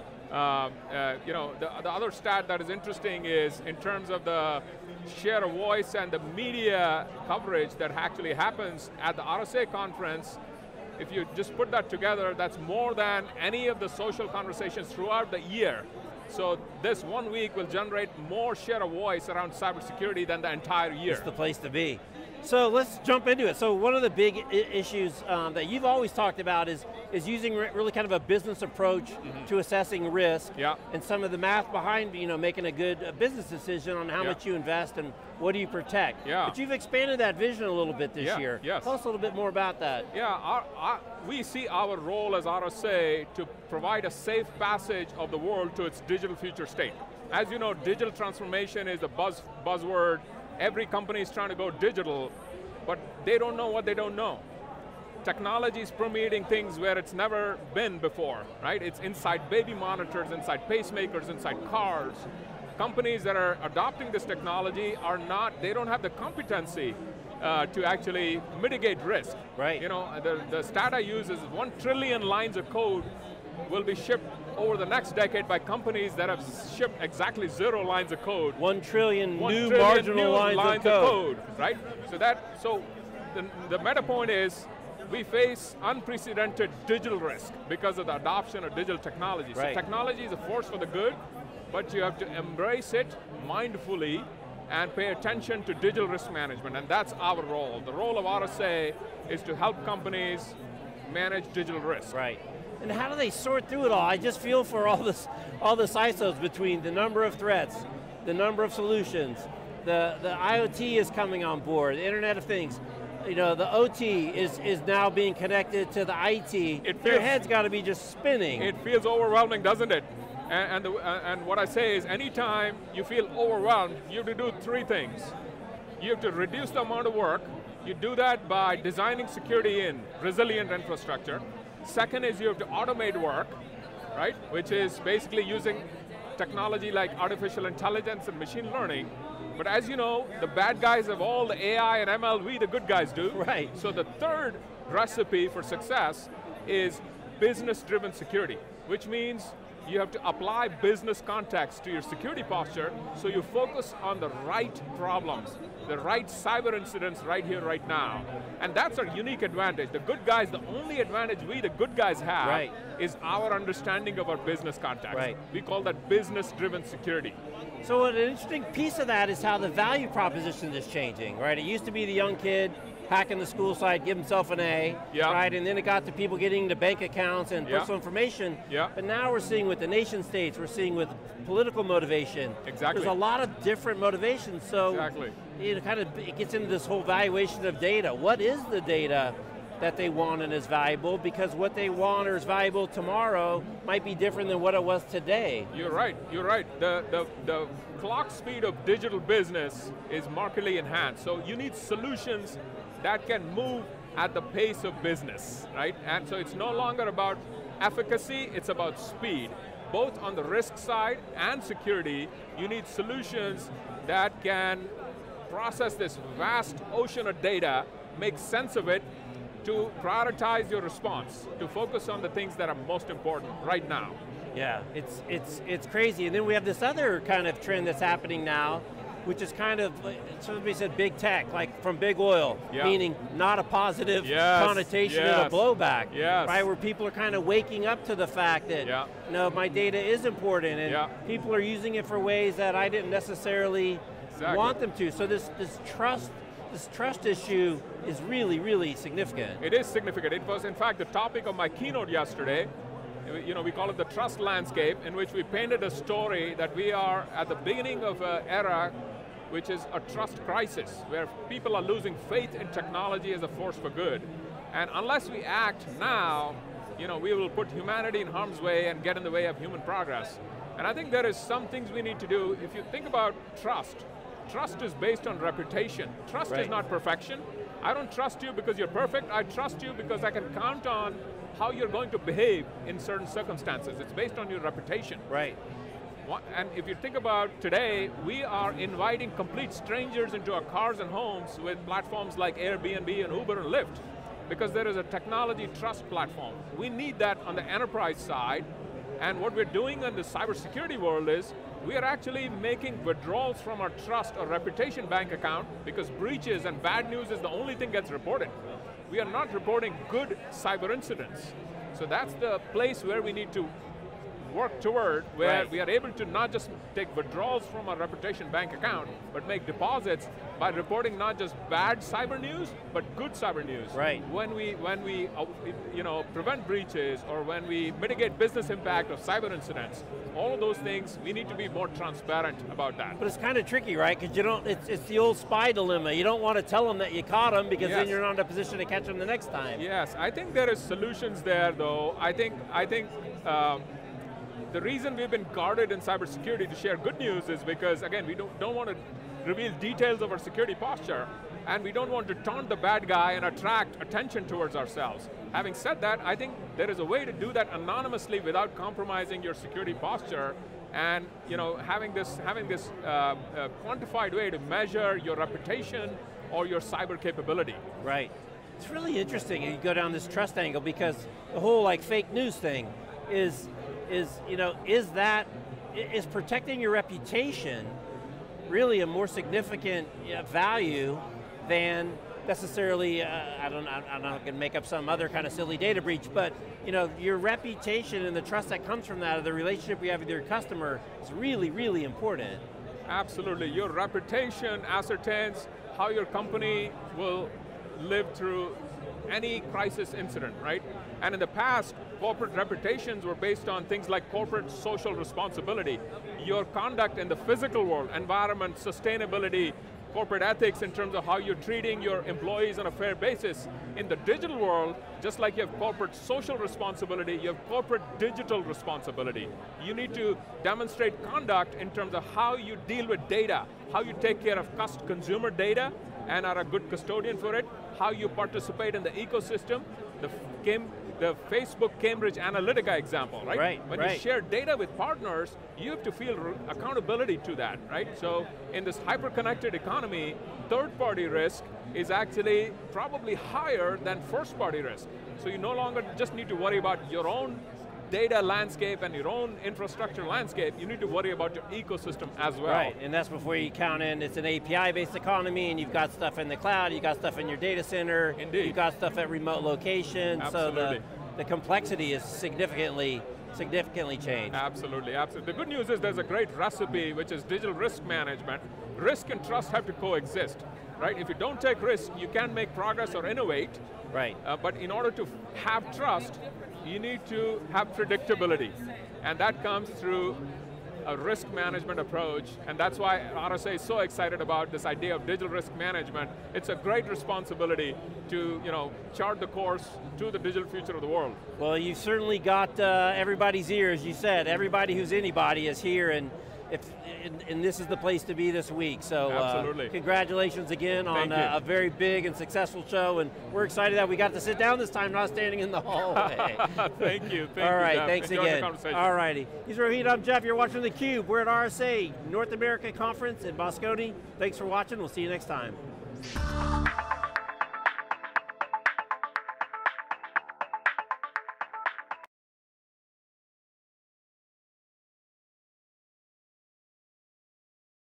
Live from San Francisco, it's theCUBE, covering RSA Conference 2019. Brought to you by Forescout. Hey, welcome back everybody. Jeff Frick here with theCUBE. We're at RSA at Moscone in downtown San Francisco. We're in the Forescout booth, our first time in the Forescout booth. We're really excited to be here. We're talking about cybersecurity. I don't know what the official number is this year, probably 45,000 professionals walking around talking about security. And we've got our next guest on. He is Russell Jones, partner on cyber risk services for Deloitte. Russell, great to meet you. Same to meet you as well. So I asked you before we turned on, what's getting you excited these days, and you said everything. So this is a crazy, crazy busy space. What have you been working on lately? What's kind of your takeaway from the first couple of days at the show? Yeah, it is a crazy busy space. And if you look at the cyber landscape, everything's moving at the speed of the internet. So it's this cat and mouse game in terms of attackers trying to find new ways to get into systems that is driving the industry. When you talk about healthcare though, the issue is these systems, like medical devices, oftentimes are connected to people. Right. And so the implications of a hack against let's say an MRI machine or infusion pump could be devastating to an actual person connected to it. And that's really what's driving a lot of innovation in terms of some of the technologies you see, like Forescout, and also a lot of what's going on from a regulatory perspective, and also the hospitals and the healthcare system themselves. Right, so trying to solve that problem, managing cyber risks as it relates to clinical technology.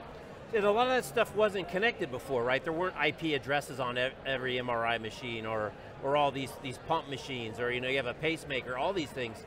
How are they looking at kind of the risk reward from a connected device that gives you all kinds of benefits, but it does open up this attack surface that previously had maybe an air gap there? Well, that's a great point. Bottom line is the life-saving, life-extending attributes of these medical technologies and medical devices far outweighs the risk of cyber. However, we got to be smart about managing that risk. So we're going to see more connectivity, not less. Trains left the station in terms of what's coming in the future of healthcare.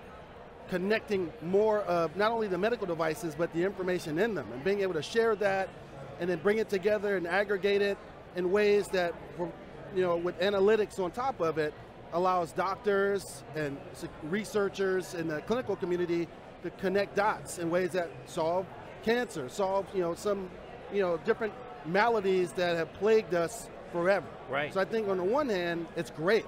This connectivity is extending healthcare out to people in rural locations, and it's also bringing together a lot of different data from everything from your Fitbit to your pacemaker, to apps that you have on your phone in a way that's going to benefit us. Right, right. So one of the things about healthcare is they're way out in front of kind of not healthcare in terms of regulation. Yeah. And HIPAA's been around for a long time. GDPR just went into place in Europe last year. So when you look at it from a regulatory environment, which people have to consider, there's not only the complexity of the machines, there's not only the complexity of the security, but you also have regulatory environment.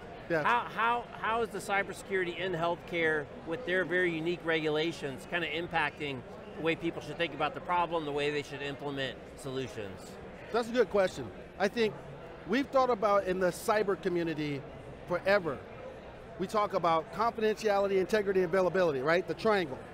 When you think about healthcare and clinical technology and medical devices, you need to flip that triangle upside down. And the focus is integrity and availability. Those things together equal patient safety.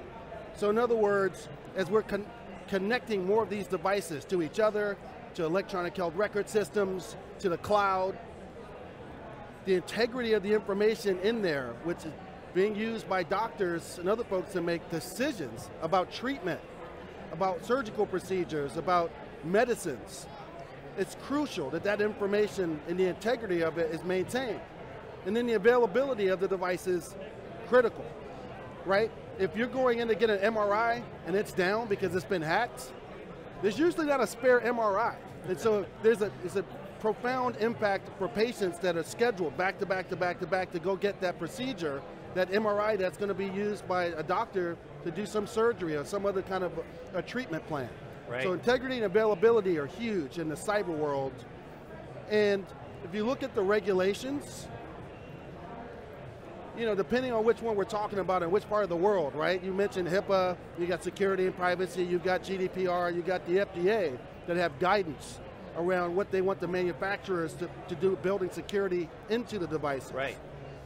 They all have an impact on cyber and how it's going to be addressed, how we're going to manage cyber risk in the healthcare world, right, in that environment. And then there's this whole new thing. I went to the Wall Street Journal Health Conference a couple of weeks back. I don't know if you were there, but there was 2 people up where now you can take your genetic footprint, right? You can take your 23andMe results, and after you figure out where your family's from, you can actually sell it back into a research market, so that doctors and clinicians and people doing trials on new drugs can now take your data and kind of a marketplace back into a whole nother application. So it's kind of outside of the core healthcare system, if you will. That's right. But I mean, it's basically, it's me, right, in the form of my DNA footprint. Yep. It's crazy, crazy amounts of strange data that now is potentially exposed to a hack. That's right, and so the implications there, obviously privacy, right? That's a huge issue, I think, that we're going to have to address, and that's why you see GDPR, that's why you see the California Consumer Privacy Act. Right. There's a recognition that, again, the train's left the station, there's a lot of good things that come out of sharing data and sharing information. There's a lot of benefits that can come out of it for consumers, patients. There's a dark side as well, and that has to be managed. And that's why we have the privacy regulations that we have. We're probably going to see more. Probably going to see more things like the California Consumer Privacy Act, across states, and eventually probably a federal act for the US. Do you think that the healthcare industry is better equipped to deal with like GDPR and the California Healthcare Act because of things like HIPAA, and they kind of come from that world, or is this just a whole new level of regulation that they now have to account for? I think it's probably a mixed bag. On the one hand, healthcare has been dealing with privacy for a long time, even before HIPAA, right? And then HIPAA has a very specific requirements around how you have to manage that information and consent and notifying the patient of their rights. On the other hand, you look at some of the new things, like GDPR, it goes way beyond HIPAA. And I think way beyond HIPAA. Goes way beyond HIPAA. Like for example, this whole notion of the right to be forgotten, right? That's a requirement under GDPR. That means me as a patient, if I tell my doctor, I want you to get rid of all my medical records, everything in your system everywhere about me, I want it gone. Not that it makes sense. Right, right. But at least in Europe, if they ask to do that, you have to be able to comply. From a technology perspective and a medical device perspective, some of these devices are very complex ecosystem of devices, components that make up the product. Right. That's a very difficult thing to do. There's no one delete button that you hit that can delete you from all different instances downstream from where you came into the healthcare system. Right. And so when you think about it from a cyber perspective, it gets to be very challenging. The other thing, right, is healthcare is always under tremendous kind of price pressure from the insurers and the consumers, and you know, a bad medical event can wipe people out, right? Especially when they're later in life and they're not properly insured.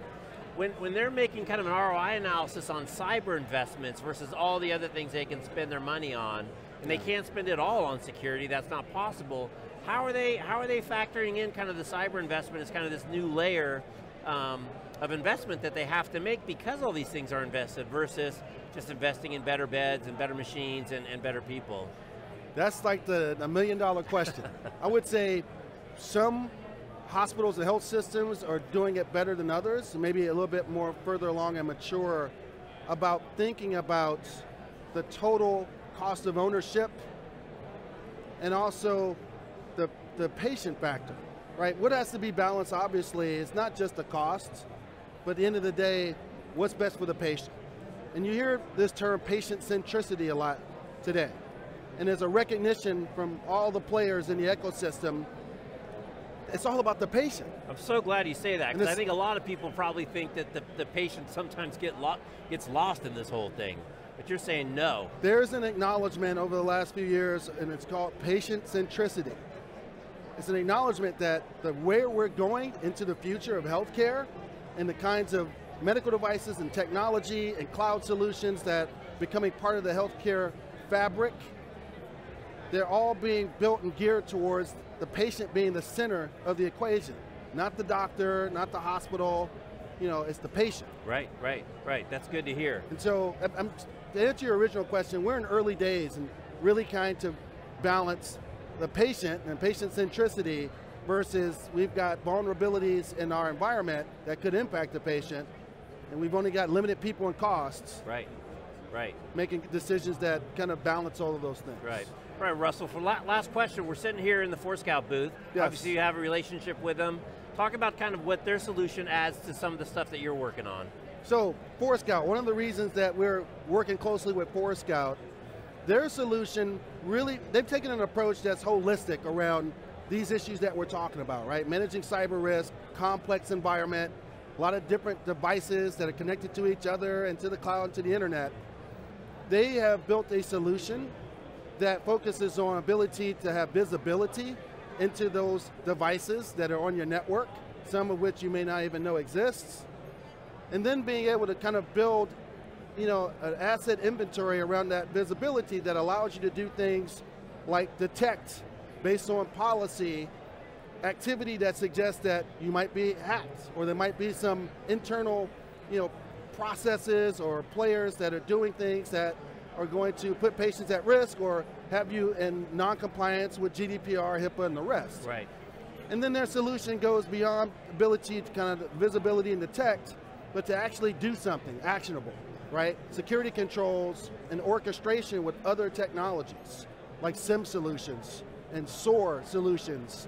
Being able to orchestrate, hey, I know that I've detected some activity on this infusion pump that suggests that we may be being hacked.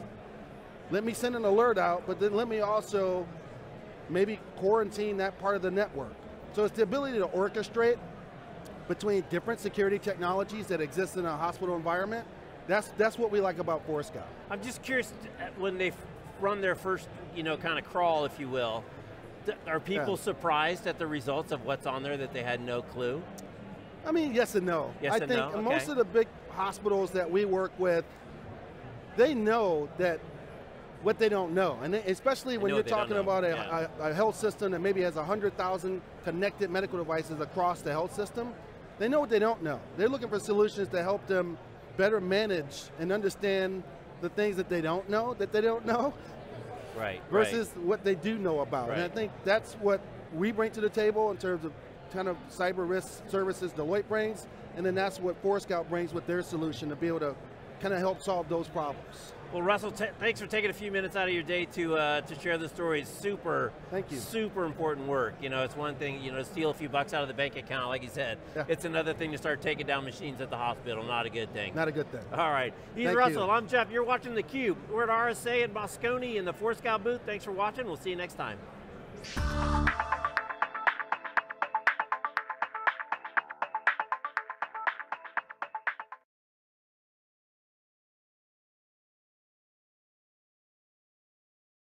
Live from San Francisco, it's theCUBE, covering RSA Conference 2019. Brought to you by Forescout. Hey, welcome back everybody. Jeff Frick here with theCUBE. We're at the RSA North American Conference in Moscone. They finally finished the remodel. We're excited to be here. We're in the Forescout booth, and our next guest is here. He's Scott Stevens, the SVP Global Systems Engineering for Palo Alto Networks. How you doing? I'm doing well, how you doing? Good, so first impressions of the show. I mean, it always amazes me when we come to RSA. We go to a lot of shows, but just the size and the scale and the buzz and the activity here is second to none. It's incredibly crowded. I mean, trying to walk the halls here is a bit of a mess, so yes.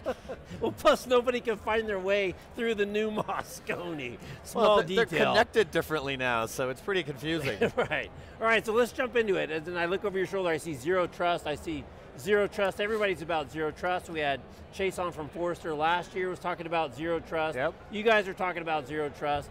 What is exactly Zero Trust, and how should people be thinking about Zero Trust? Yeah, it's become buzzword bingo along the way, hasn't it? Right, it has. Yeah, so yeah, we've been working with Forrester for about 6 years now, looking at Zero Trust architectures. The way, I think, the fundamental way you look at Zero Trust is it's an architectural approach to how do you secure your network focused on what's most important. And so you focus on the data that's key to your business, and you build your security framework from the data out.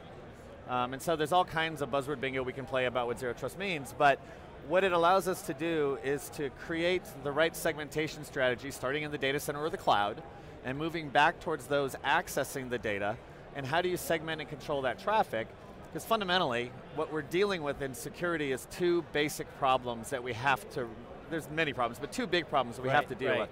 First is credential-based attacks. And so, do we have somebody with stolen credentials in the network stealing our data, or do we have an insider who has credentials, but they're malicious? They're actually stealing content from the company.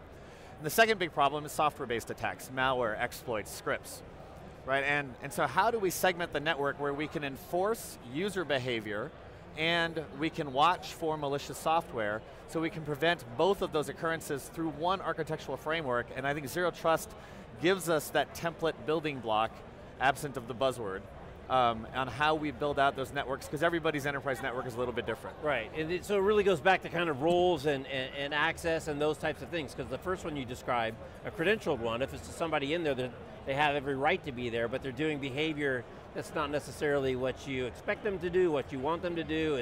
It's atypical, right? So it's kind of identity and rights management, or is this a different approach, or a little bit more sophisticated approach, or how's it been different before? No, that's a great question, and we have to build those things together. So, you know, on the Palo Alto Network side, what we do is we do enforcement, layer 7 enforcement based on identity. So based on who the user is and what their rights are, we are able to control what they're allowed access to or what they're not allowed access to. And of course, if you've got a malicious insider or somebody that's logged in with stolen credentials, we can prevent them from doing what they're not allowed to do. And you know, working here with Forescout, we've done a lot of really good integration with them on that identity mapping construct. So how do they help us understand all the identities and all the devices in the network, so we can then map that to that user posture and control at layer 7 what they're allowed to do or not allowed to do. Right. And then on the microsegmentation, it's always a, how far do you segment? You can segment to one, that doesn't really do you much good, right? That's just one. So what are some of the things people should think about in their segmentation strategy? Well, again, I think you need to start with what's most important. And so, if I take a cloud or a data center, clouds and data centers as a starting point are generically the same. Well, and how we segment is actually the same. And so we have this, sometimes we think that clouds are more difficult to secure than data centers. They're the same, basically. We've got north-south traffic, we got east-west traffic. How do we inspect and how do we segment that? But if you start with what's most important and work your way, if you tell somebody that you need to microsegment their network, they're going to be done in 14 years, right? So how do we focus on what's the most important critical data to their business? And if we stratify their data sets and their applications that access that data, and then move down, we may have 50% of the applications in their cloud or data center that we don't microsegment at all because they're not critical to the business. They're useful to the employees, but if something goes wrong there, no big deal. No impact to the business. And so microsegmentation isn't just a conversation of where we have to do things, but it's a conversation contextually in terms of what's relevant and where is it important to do that, and then where do you do a much less robust job. You always have to have inspection and visibility, but there are parts of your network where you're going to be somewhat passive about it. There's parts of your network you're going to be very aggressive, multi-factor authentication, tight user identity mapping, all of the different aspects. How do we watch for malware? How do we watch for exploits? Curious on doing that segmentation on the value of the data set, because there's some obvious ones that jump to the top of the list, but I'm just curious if customers get into a situation where they really haven't thought about it once you get 10 steps down the list from the top ones, or if you do a forced priority. And then the other thing I just think is really interesting in the time we live today is that a lot of the hackers are not necessarily motivated by personal information or trying to suck a little bit of money out of your bank account, but other types of data that they want to use for other types of actions, like we saw in the election and some of these other, kind of, I want to say softer uses of softer data for different types of activity than the traditional ransomware or malware. And how does that map back to, well, I didn't necessarily think that was an important piece of data, but that's a shifting landscape in that prioritization. Certainly, and you need to take a look at what's most important, and you can stratify into a couple tiers. So you're going to have the top 10 applications and data sets that are critical to the business, and we know if something happens there, we have to publicly announce, okay, that you're going to do a really nice segmentation strategy and implement a full zero trust where we're controlling user access, doing full malware inspection, everything there. You're going to have a second tier of data, which kind of gets into your soft target conversation, where maybe we're a little less robust with some of the user segmentation and the application controls, but we're as aggressively robust on the malware and software-based threats. And frankly, being able to inspect and control, find malware, find command and control, find exploits going in or out of those parts of the network, that is very simple to do. And Zero Trust helps us define where are those locations on the data center cloud side, but also throughout the enterprise on where should we have those sensors that are enforcing that behavior. Right. Just traffic's exploding, right? Everything's connected, billions and billions of devices, et cetera, et cetera. We don't need to go through the numbers, but it's big. So clearly automation is more and more important as we go forward. A lot of buzz about machine learning and artificial intelligence, applying it, both the bad guys have it and the good guys have it. A lot of interesting kind of subtopics in terms of training models and how do you train models and do you have the right type of data. But as you kind of sit where you're sitting, and net is just a lot more traffic going through the network, whether it's good, bad, or otherwise. How do you guys kind of look at automation? How are you kind of looking forward for using artificial intelligence and some of these newer techniques to help just basically get through the mass, if you will? So I think there's two ways to think about artificial intelligence, machine learning, big data analytics. All those good ones. No, we're in another buzzword bingo world now. Right.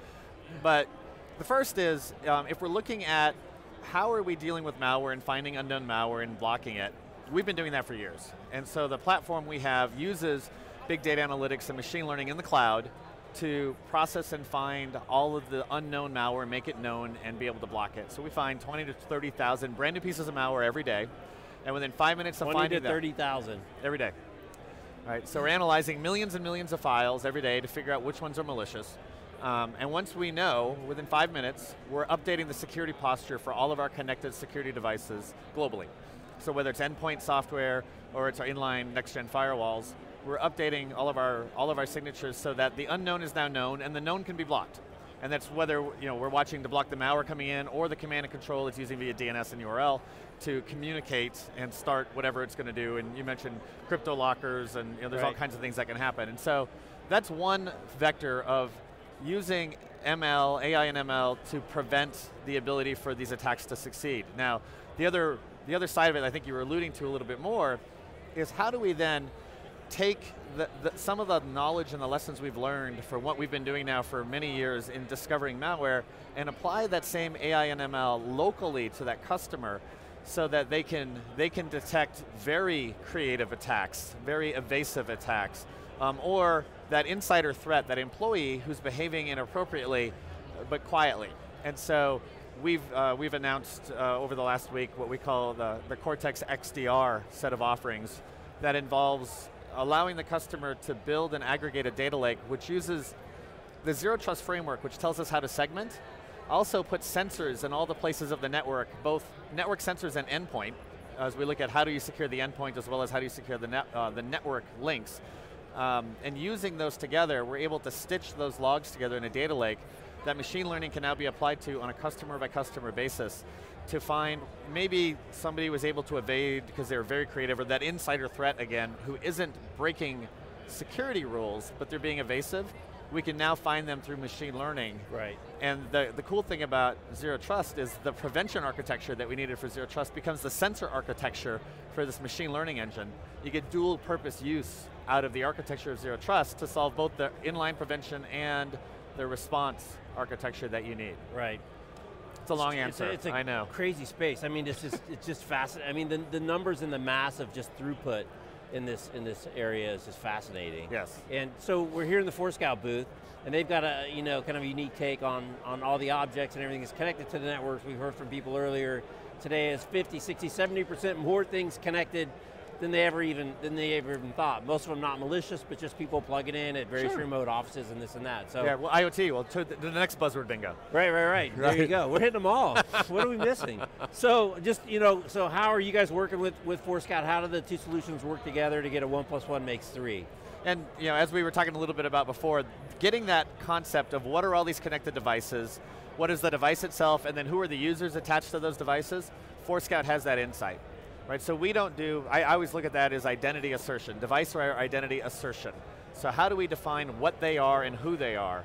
What we do then is, in working with Forescout, we take that knowledge that they have, and that turns into identity and device enforcement.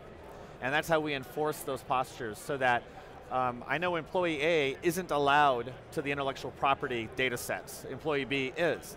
Well, in the old world of security, you just have a rule for how do you get to that. In what we do now with with user-based and application controls, I can, on a user-by-user basis, determine what they're allowed to do or not allowed to do.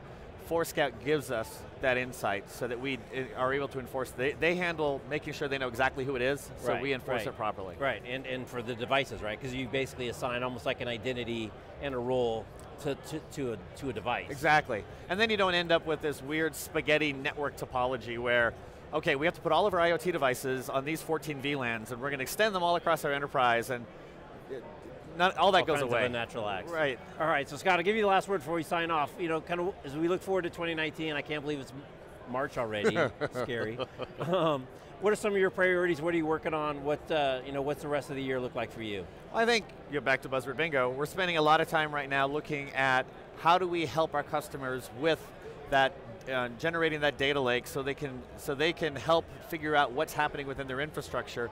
And as you pivot from the security posture, which of course is where we're always going to pay attention, and you help them think about operationalizing that, and how do we help the SecOps or the SOC figure out what's going on in their network. The data they're dealing with is massive. And so they're looking at haystacks and haystacks and haystacks. Right. And part of the goal of what we're trying to do is help them burn down those haystacks and hand them needles. Because in the end, all they care about is the needles. The hay is getting in the way. And so there's a lot of work that we're doing around machine learning, around optimizing workloads and automation so that we can reduce that complexity. We've been doing it for the last 10 years for network security. How do we take the complexity of all the things we used to do separate and simplify them and automate? So we've automated the feedback loops for network security for the next-gen firewall. We've simplified what you can do on the endpoint for traps and how we protect that. We've done with the integrations with Forescout, we're simplifying how you map that identity back and forth, and I think for the rest of the year, it's really about simplifying operations and helping quickly determine when something is wrong in the network so you can fix it fast before you're dealing with an exfiltration problem. Not 150 days or whatever the crazy Way too average long. stat is. How about 4 hours? What if we try for 4 hours? Better. More better, I think. All right, Scott, well thanks for sharing the insight. Thanks for your time. Let's go burn some haystacks. He's Scott, I'm Jeff, you're watching theCUBE. We're at RSA 2019 in San Francisco. Thanks for watching, we'll be right back.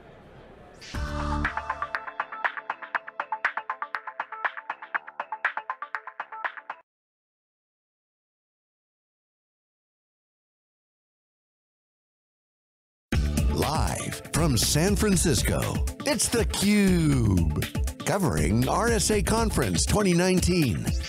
Brought to you by Forescout. Hey, welcome back everybody. Jeff Frick here with theCUBE. We're at the RSA Conference in Moscone. They finally finished the remodel. It looks beautiful and the rain is not coming in, which is a good thing. We're excited to have a next guest of Many-Time CUBE alumni. He's Sean Convery, the VP and GM of the Security and Risk Business Unit at ServiceNow. Sean, great to see you. It's great to see you again, Jeff. Thanks for having us. Absolutely. So it's been probably 6 months or so since we last talked. What's been going on at ServiceNow in the security space? Well, one of the things that's been most interesting is as our customers have started to get into production now with the security capabilities as well as our risk capabilities, they're realizing the benefits of having IT, security, and risk on the same platform. So when we were talking last time, we were talking a lot about security hygiene, vulnerability management, security incidents, and that's all very much mainstream now in our install base. But now folks are saying, wait a minute, if I've got IT data, risk data, compliance data, and security and vulnerability data on the same platform, what kinds of things can I now do that I couldn't do before? Right, so what are they doing? Well, big thing they're doing is they're starting to manage risk in a holistic way by leveraging operational data on the platform. So if you think about the way risk tools have historically worked, you're basically in what is essentially a glorified spreadsheet building dashboards for how to represent the various risks to your organization.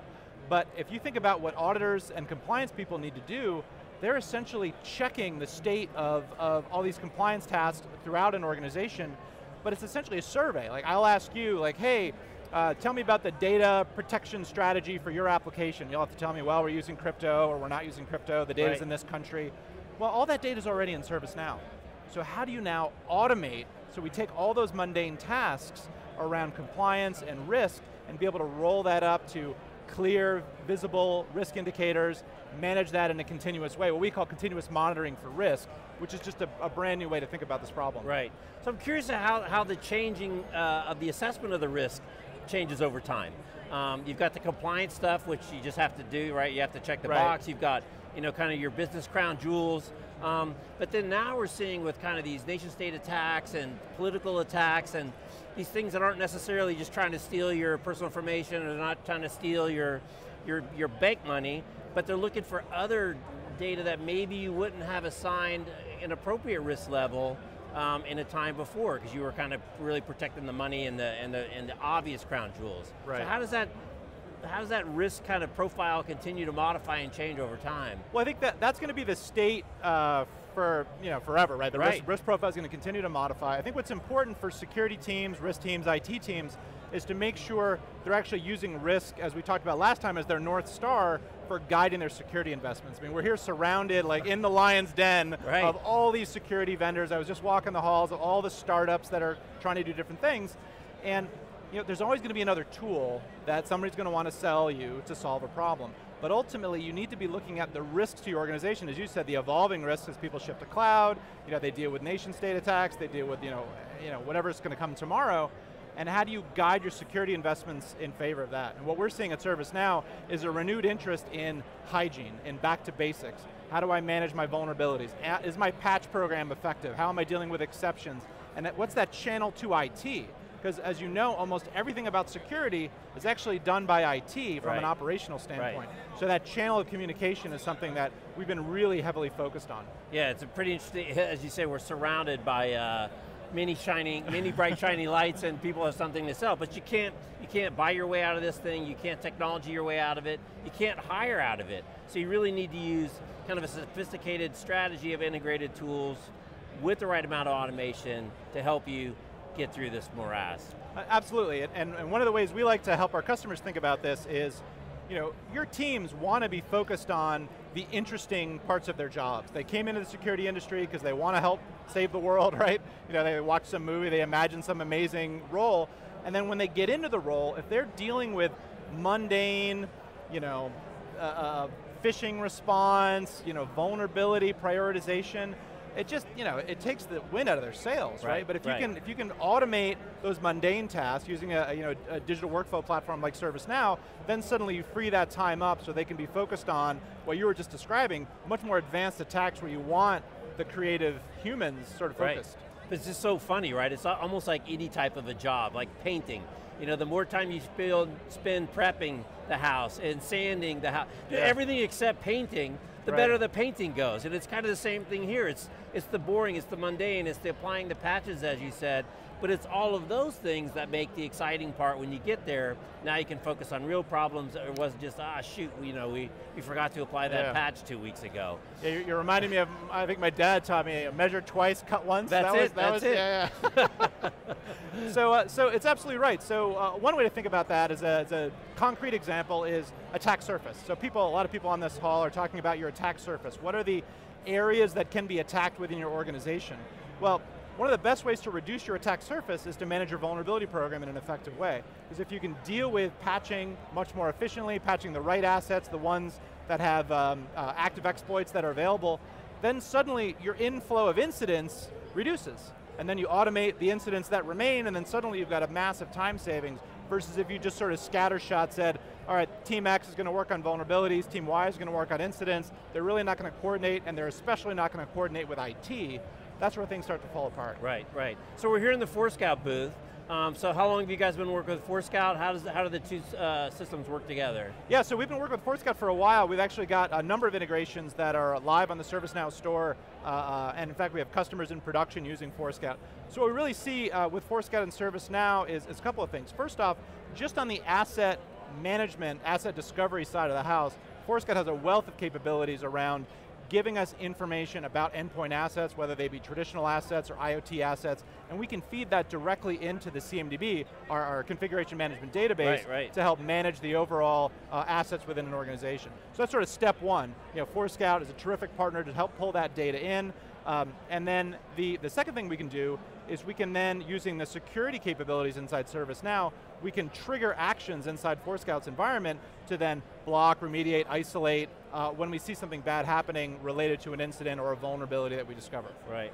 I just can't help but thinking, I know asset management is an itty bitty little piece of the ServiceNow offering, and all we hear about Forescout is just going in and finding all kinds of stuff that you had out there that you didn't. I'm like, who found it first? You guys in the asset management or the Forescout sniffer? But I imagine a lot of that stuff is not in your asset management system because it's things that people have just plugged in here and there and along the way.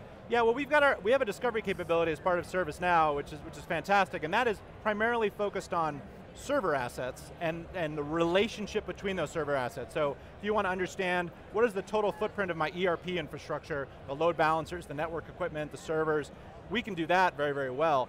What we really rely on a company like Forescout to help us with is, like you said, somebody plugs something in on the wireless network, on the local network, we don't know what it is, and Forescout can help us, what is it, where is it, and that information is changing so quickly that it really helps us out to have an integrated solution. We've actually got a customer in the state of Utah who's in production now with 60,000 devices being managed with Forescout and ServiceNow working together.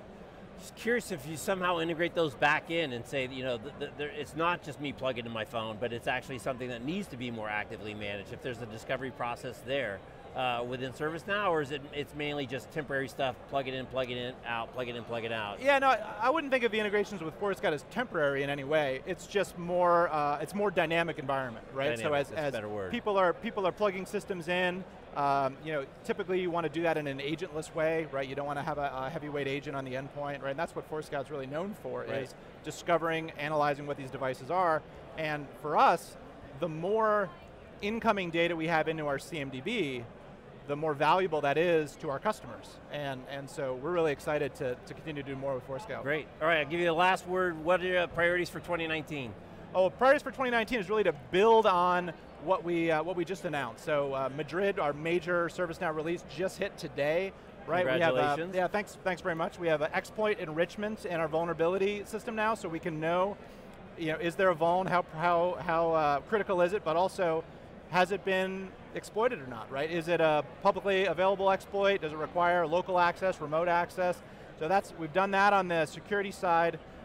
We did some continuous monitoring that we already talked about, but the big thing for us at ServiceNow is mobile in 2019, right? So the big capability we announced is native mobile capabilities. So essentially, we're positioning everyday work as the next killer app for mobile, because as you know, ServiceNow is all about interconnecting all these various departments and making these classic processes digital workflows, and now you can have that same sort of consumer-grade mobile experience on your enterprise infrastructure. And so being able to build that out throughout all of our products and continue to drive value to our customers is what we're really excited about. I just can't help but think of Fred coming out, I think in like 2015, with like the first, I might be off by a year or two, the first ServiceNow on mobile, and the crowd went wild. It was awesome at the time, right? But that was essentially a scaled down web capability, right? Put inside of a container. Now this is native mobile, so GPS, Face ID, 3D touch, to use iOS examples, are all capabilities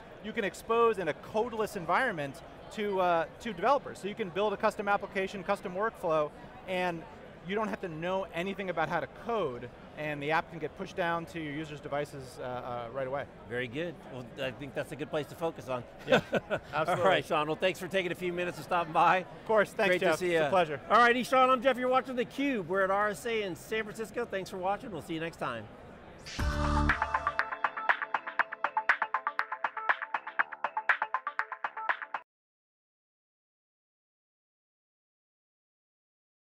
Live from San Francisco, it's theCUBE, covering RSA Conference 2019. Brought to you by Forescout. Hey, welcome back everybody. Jeff Frick here with theCUBE. We're at the RSA Conference in downtown San Francisco. It's crazy, 40,000 plus people. We'll get the number later today. We're in the Forescout booth for our first time. We're really excited to be here. And part of the whole Forescout story is the convergence of IT and OT, operations technology, and those things are coming together, which is such a critical piece of smart things and smart cities and smart cars. We're excited to have our next guest, Elise Costante, on. She is the OT technology and innovation lead at Forescout. Lisa, great to see you.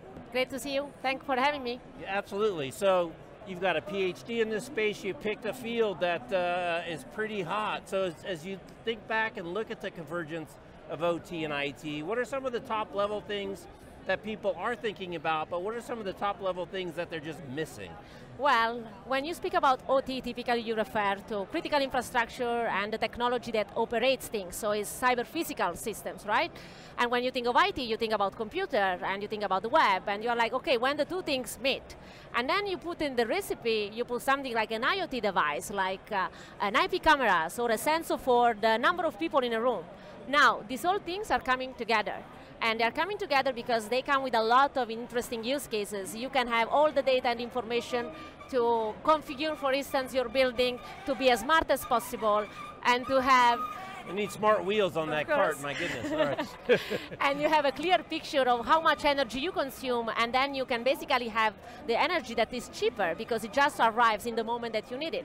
Now, all of these things are IT and OT convergence, and all of these things make our cities and our world smarter today. Right. Now, one of the interesting things I saw in talk getting ready for this is you talked about there's always been a lot of OT systems. They've been around for a while, but they've always been siloed. They haven't been connected to other OT systems, much less being connected to IT systems. Yeah.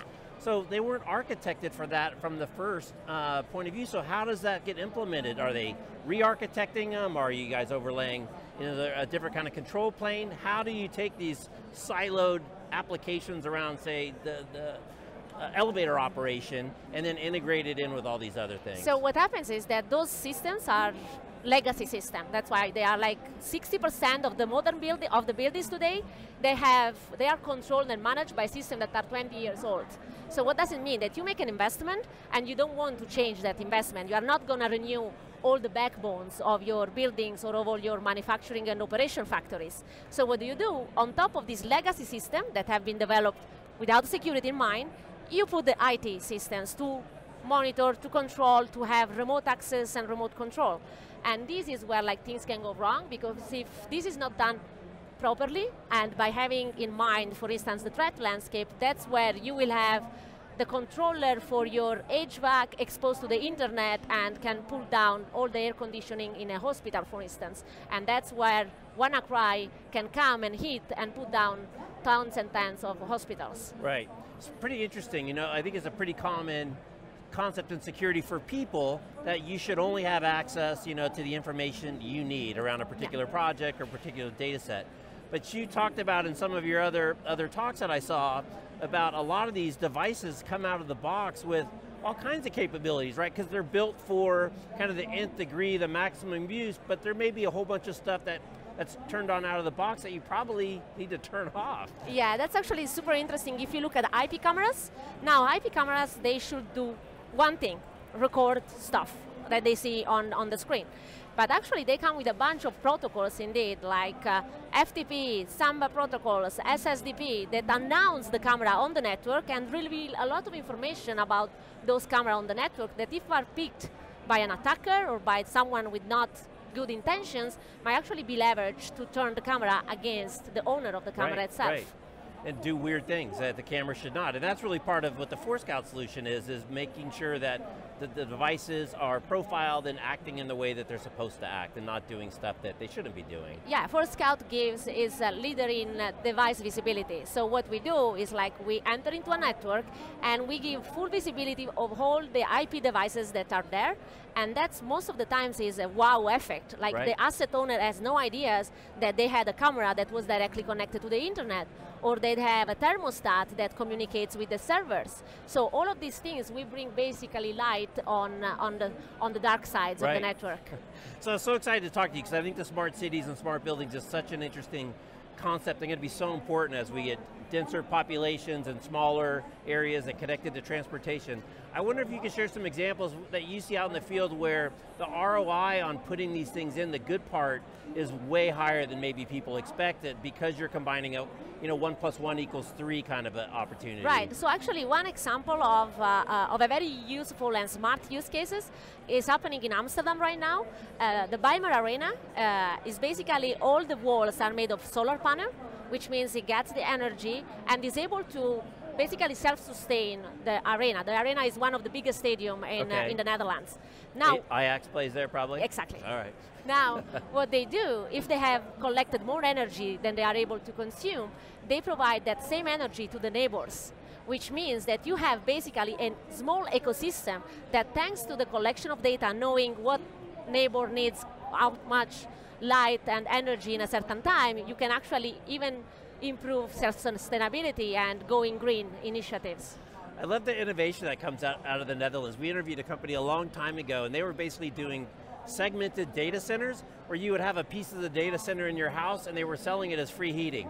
And I'm like, is it free heating or is it distributed data center? But I mean, the creativity is terrific. So as you look forward, what are you excited about in 2019? What are some of your top initiatives that you're working on? So we are working on a lot about IT and OT convergence, and especially on the IoT part. So we are looking at all those tiny devices that you will not expect to be on your network and what they can do, and how these old systems that have been conceived to be standalone are now starting to communicate, and what kind of threats this communication can bring, and what we can do to actually defend our customer from the threats can be arised. Going to be a good year. We're excited to watch the developments unfold. Yeah, thanks. All right, Lisa, thanks for taking a few minutes of your day. I know you said you had early meetings, you're calling Europe, calling all over the world, so thanks for taking a few. Thank you for having me. All right, she's Elise, I'm Jeff. You're watching theCUBE. We're at RSA Conference. RSAC is the hashtag in the Forescout booth. I'm Jeff Frick, thanks for watching. Thank you.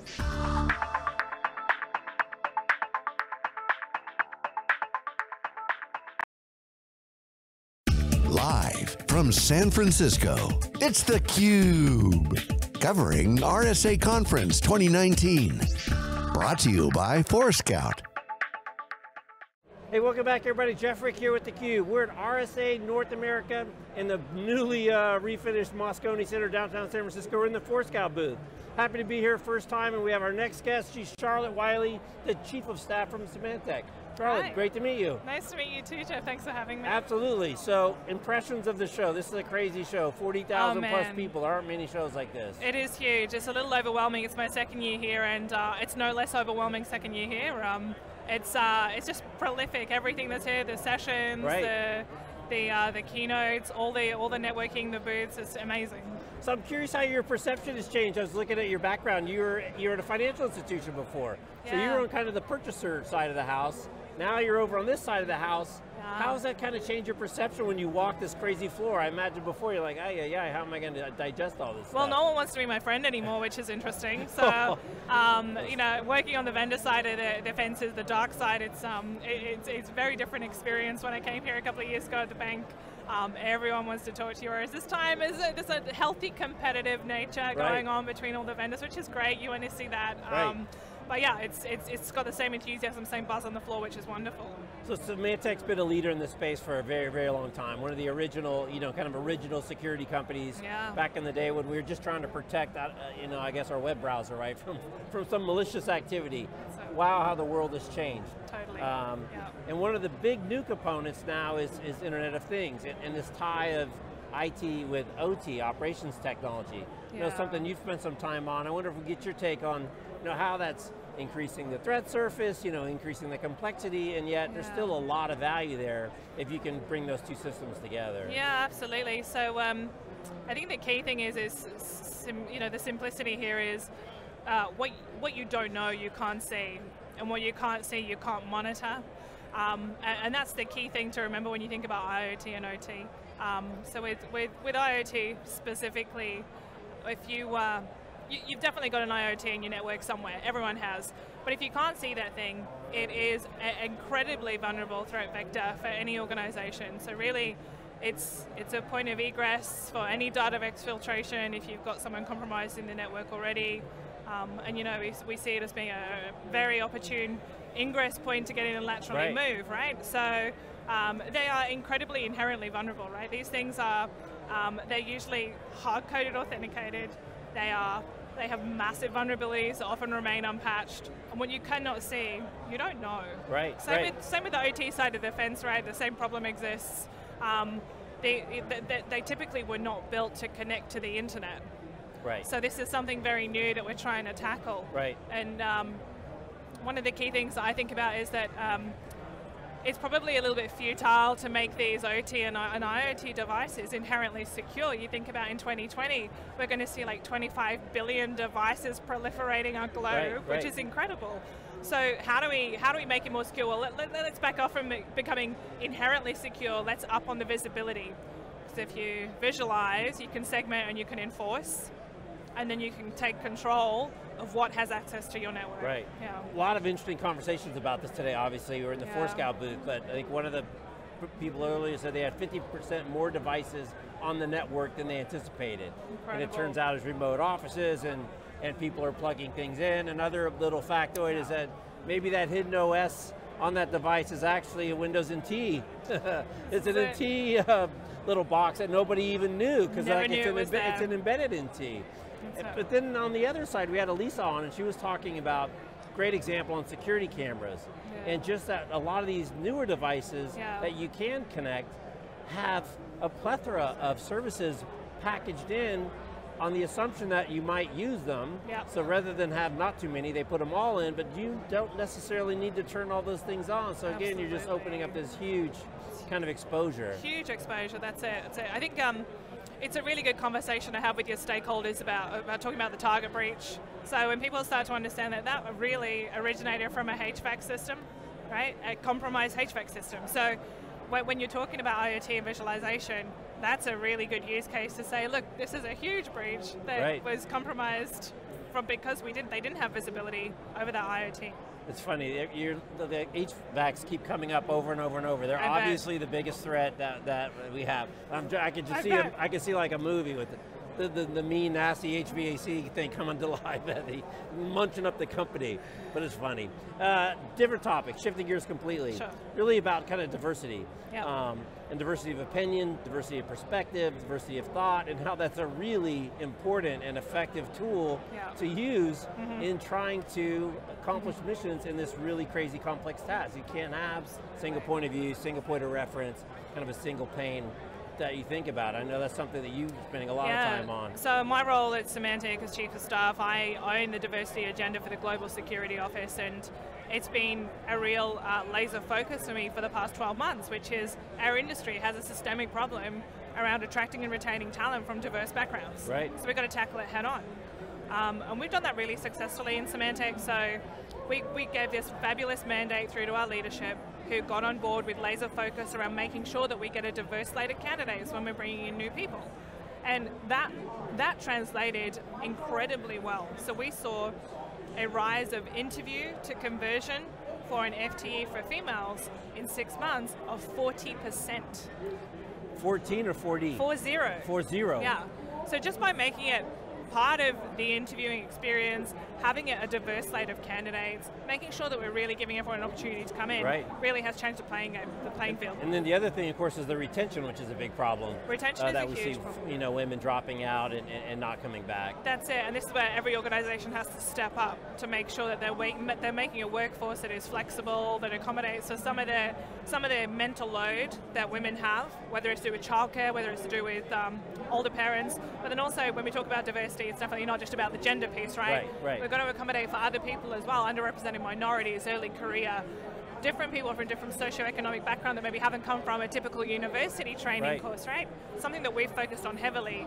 We've been working with a lot of not-for-profits to bring in early career guys who have not had a university background, who may have had a really rough time coming out of school, getting them in, training them up through internships, bringing them up to speed over 6 months and converting them into FTE, which I feel is a brilliant way to build a diverse workforce and give people an opportunity that didn't have it. Now, was someone spearheading that before you came on board, or was there an effort to really kind of put a dedicated resource on it when you took it over? So I took over about a year ago, and I doubled down on the effort we were working with Year Up. Before that, I had a fantastic colleague who was doing a lot of work with Year Up, and we're just seeing fabulous results. We've converted nearly 33% of our internships into FTE. 33? Yeah.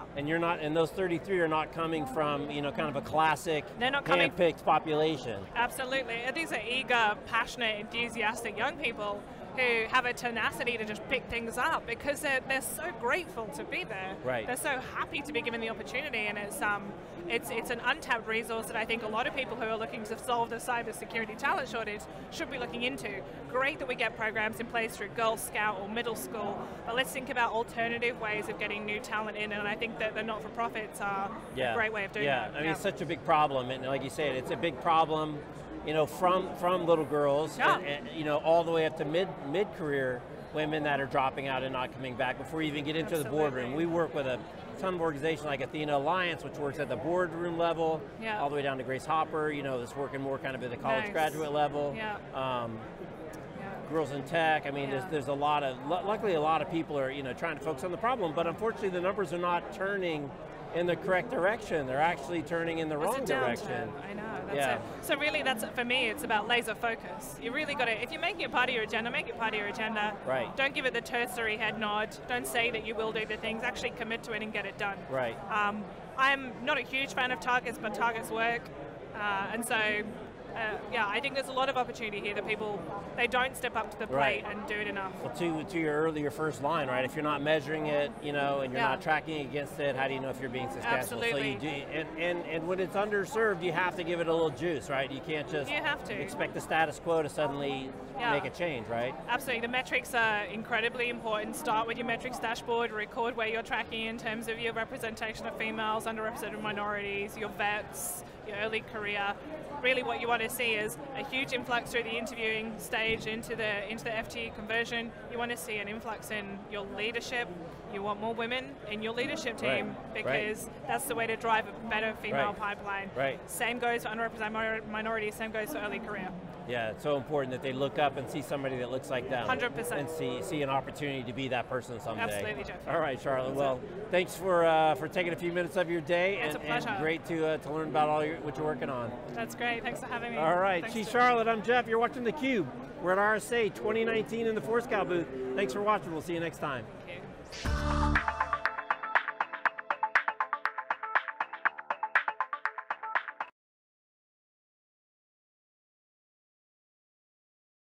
Live from San Francisco, it's theCUBE, covering RSA Conference 2019.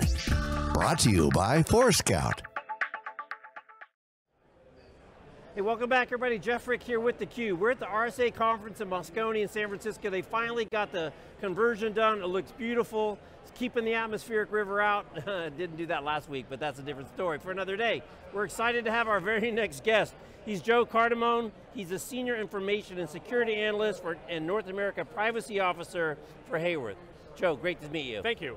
Thanks for having me. So for the people that don't know Hayworth, give us kind of the quick overview on Hayworth. Well, Hayworth is a global leader in commercial office interiors. They create seating, desks, dynamic workspaces, raised floors, and movable walls. Okay, so really outfitting beyond the shell when people move into a space. That's correct. So what are some of your security, that sounds like mobile walls and desks and the like. What are some of the concern issues that you have to deal with? Well, obviously intellectual property is a big concern. Protection of we call our employees members. Okay. So the protection of our employee member data is important to us, customer data, supplier data. So protection of those key data elements and our assets is a priority in my role. Okay, so we're in the Forescout booth, you're using their solution. You come in, Mike tells us, you connect it to the network, it crawls out and tells us all the devices. How did that go? How well did it work for you guys? It was a fantastic experience for us, to be honest with you. From the point that we deployed the ISO onto a virtual instance, about 7 hours later, we had about 97% visibility to our network. And not just data, actionable data, which was really important in our use case. Yeah, keep going. So I was just going to say, how many surprises did you get after those hours when you got the report back? Oh, we had quite a number. We were anticipating about 8,000 IPs. We landed at about 13,000. So there was quite a bit more endpoints that we discovered after implementing the product. One of the bigger pieces that we found was that our showrooms out in global sectors like Asia and Europe had a bunch of APs that were stood up. You know, some salespeople thought that they wanted to plug them into a network jack and stand up their own wireless networks. We had found them, we were able to squash them pretty quickly, and that was within 24 hours of implementing the product. So you were expecting 8,000, you got 13,000, so more than a 50% increase over what you thought. Quick math, correct, yes. Yeah, quick, I'm not a quick and dirty math guy, I'm not a data scientist. Okay, so and then how many things did you have that were custom that needed to be added to the library? I'm going to say about 10 or 15 units. We have some that we produce. Hayworth creates a unit called the Workwear unit, which is a screen presentation casting device. And what that device does, it sits on our production network, and in order for us to be able to demo that device, we had to punch holes in our firewall. A very manual process. Those devices move around very often, and it was really hard for our IT teams to keep up with how those devices move, how dynamic they are, and code revisions. We're a living showroom, so nothing stays in one spot at one time. The Forescout was able to very easily identify them using a couple of pieces of information that it gathered, and by using the Palo Alto Networks plugin, we were able to then dynamically punch holes through our firewall to our guest network for just those IPs and just those services and just those ports to enable our guests coming in who are looking to purchase the product to actually test drive it and really have a good use with the product before purchasing it. So the guests that you're talking about are your customers, our customers, right? correct, yes. And when you say they wanted to test drive it, do you let them go test drive it at their local office, or you let them drive their own content on it back at your executive briefing center? How does that mean? Because you're talking about punching holes, yes, right? So yes. that doesn't just happen without some thought. Exactly, and the thought is we can't sell a product if we can't demo it. And you come into Hayworth, you're my guest, I want you to see the power of my product. I want you to use your laptop, your content on my screens in my space. How can we do that while protecting my digital network? And that's what the ForScout enables us to be able to do as part of our micro-segmentation strategy with the ForScout. And then you said that that was tied to some functionality in a Palo Alto Networks device. That's correct. Like I mentioned earlier, the ability to have actionable data was one of our key points in purchasing and deploying the ForScout unit. We're experiencing a lot of growth, and the way we're treating our growth is we're treating these companies like they are BYOD. We're buying their brand, we're buying their ability to sell their product, they know their product, they have passion about their product. So these are new product lines within your guys' total offering? Correct, okay. Yes. And what we wanted to do when we started to integrate the IT side of the world, we wanted to be able to keep them operating on their own. So we're using the ForScout to be able to look into their network and looking at a couple of key variables on their machines, say, do you meet this criteria? If you do, then we're going to allow you to egress through our Palo Alto firewall using the Palo Alto Networks module on the ForScout to be able to egress into our environment. If you don't meet that criteria, then you're just not getting in, period. Right. So we're able to provide a measure of control, trust but verify, to the other networks that we have before their devices come into ours. So you're doing that, you're adding all these devices. You talk a lot about stuff that's actionable. Mm-hmm. What did you have before, or did you have anything before? What types of stuff is actionable? How do you define actionable? And I wonder if you could give a couple of examples. Sure, that's actually really easy. When I say actionable data, I'm able to look at, let's just say, your laptop sitting here. With the ForScout, I can gather any multitude of data off of it, patch levels, OS levels, software installed, processes running, what switch port you're on, what wireless AP you're on. And off of all that information, I can make any number of decisions. I could move you to another VLAN, I can move you to another security group, I can tag your machine, I can send a trap to my SIM and be able to record wherever data I need to record. In our use case,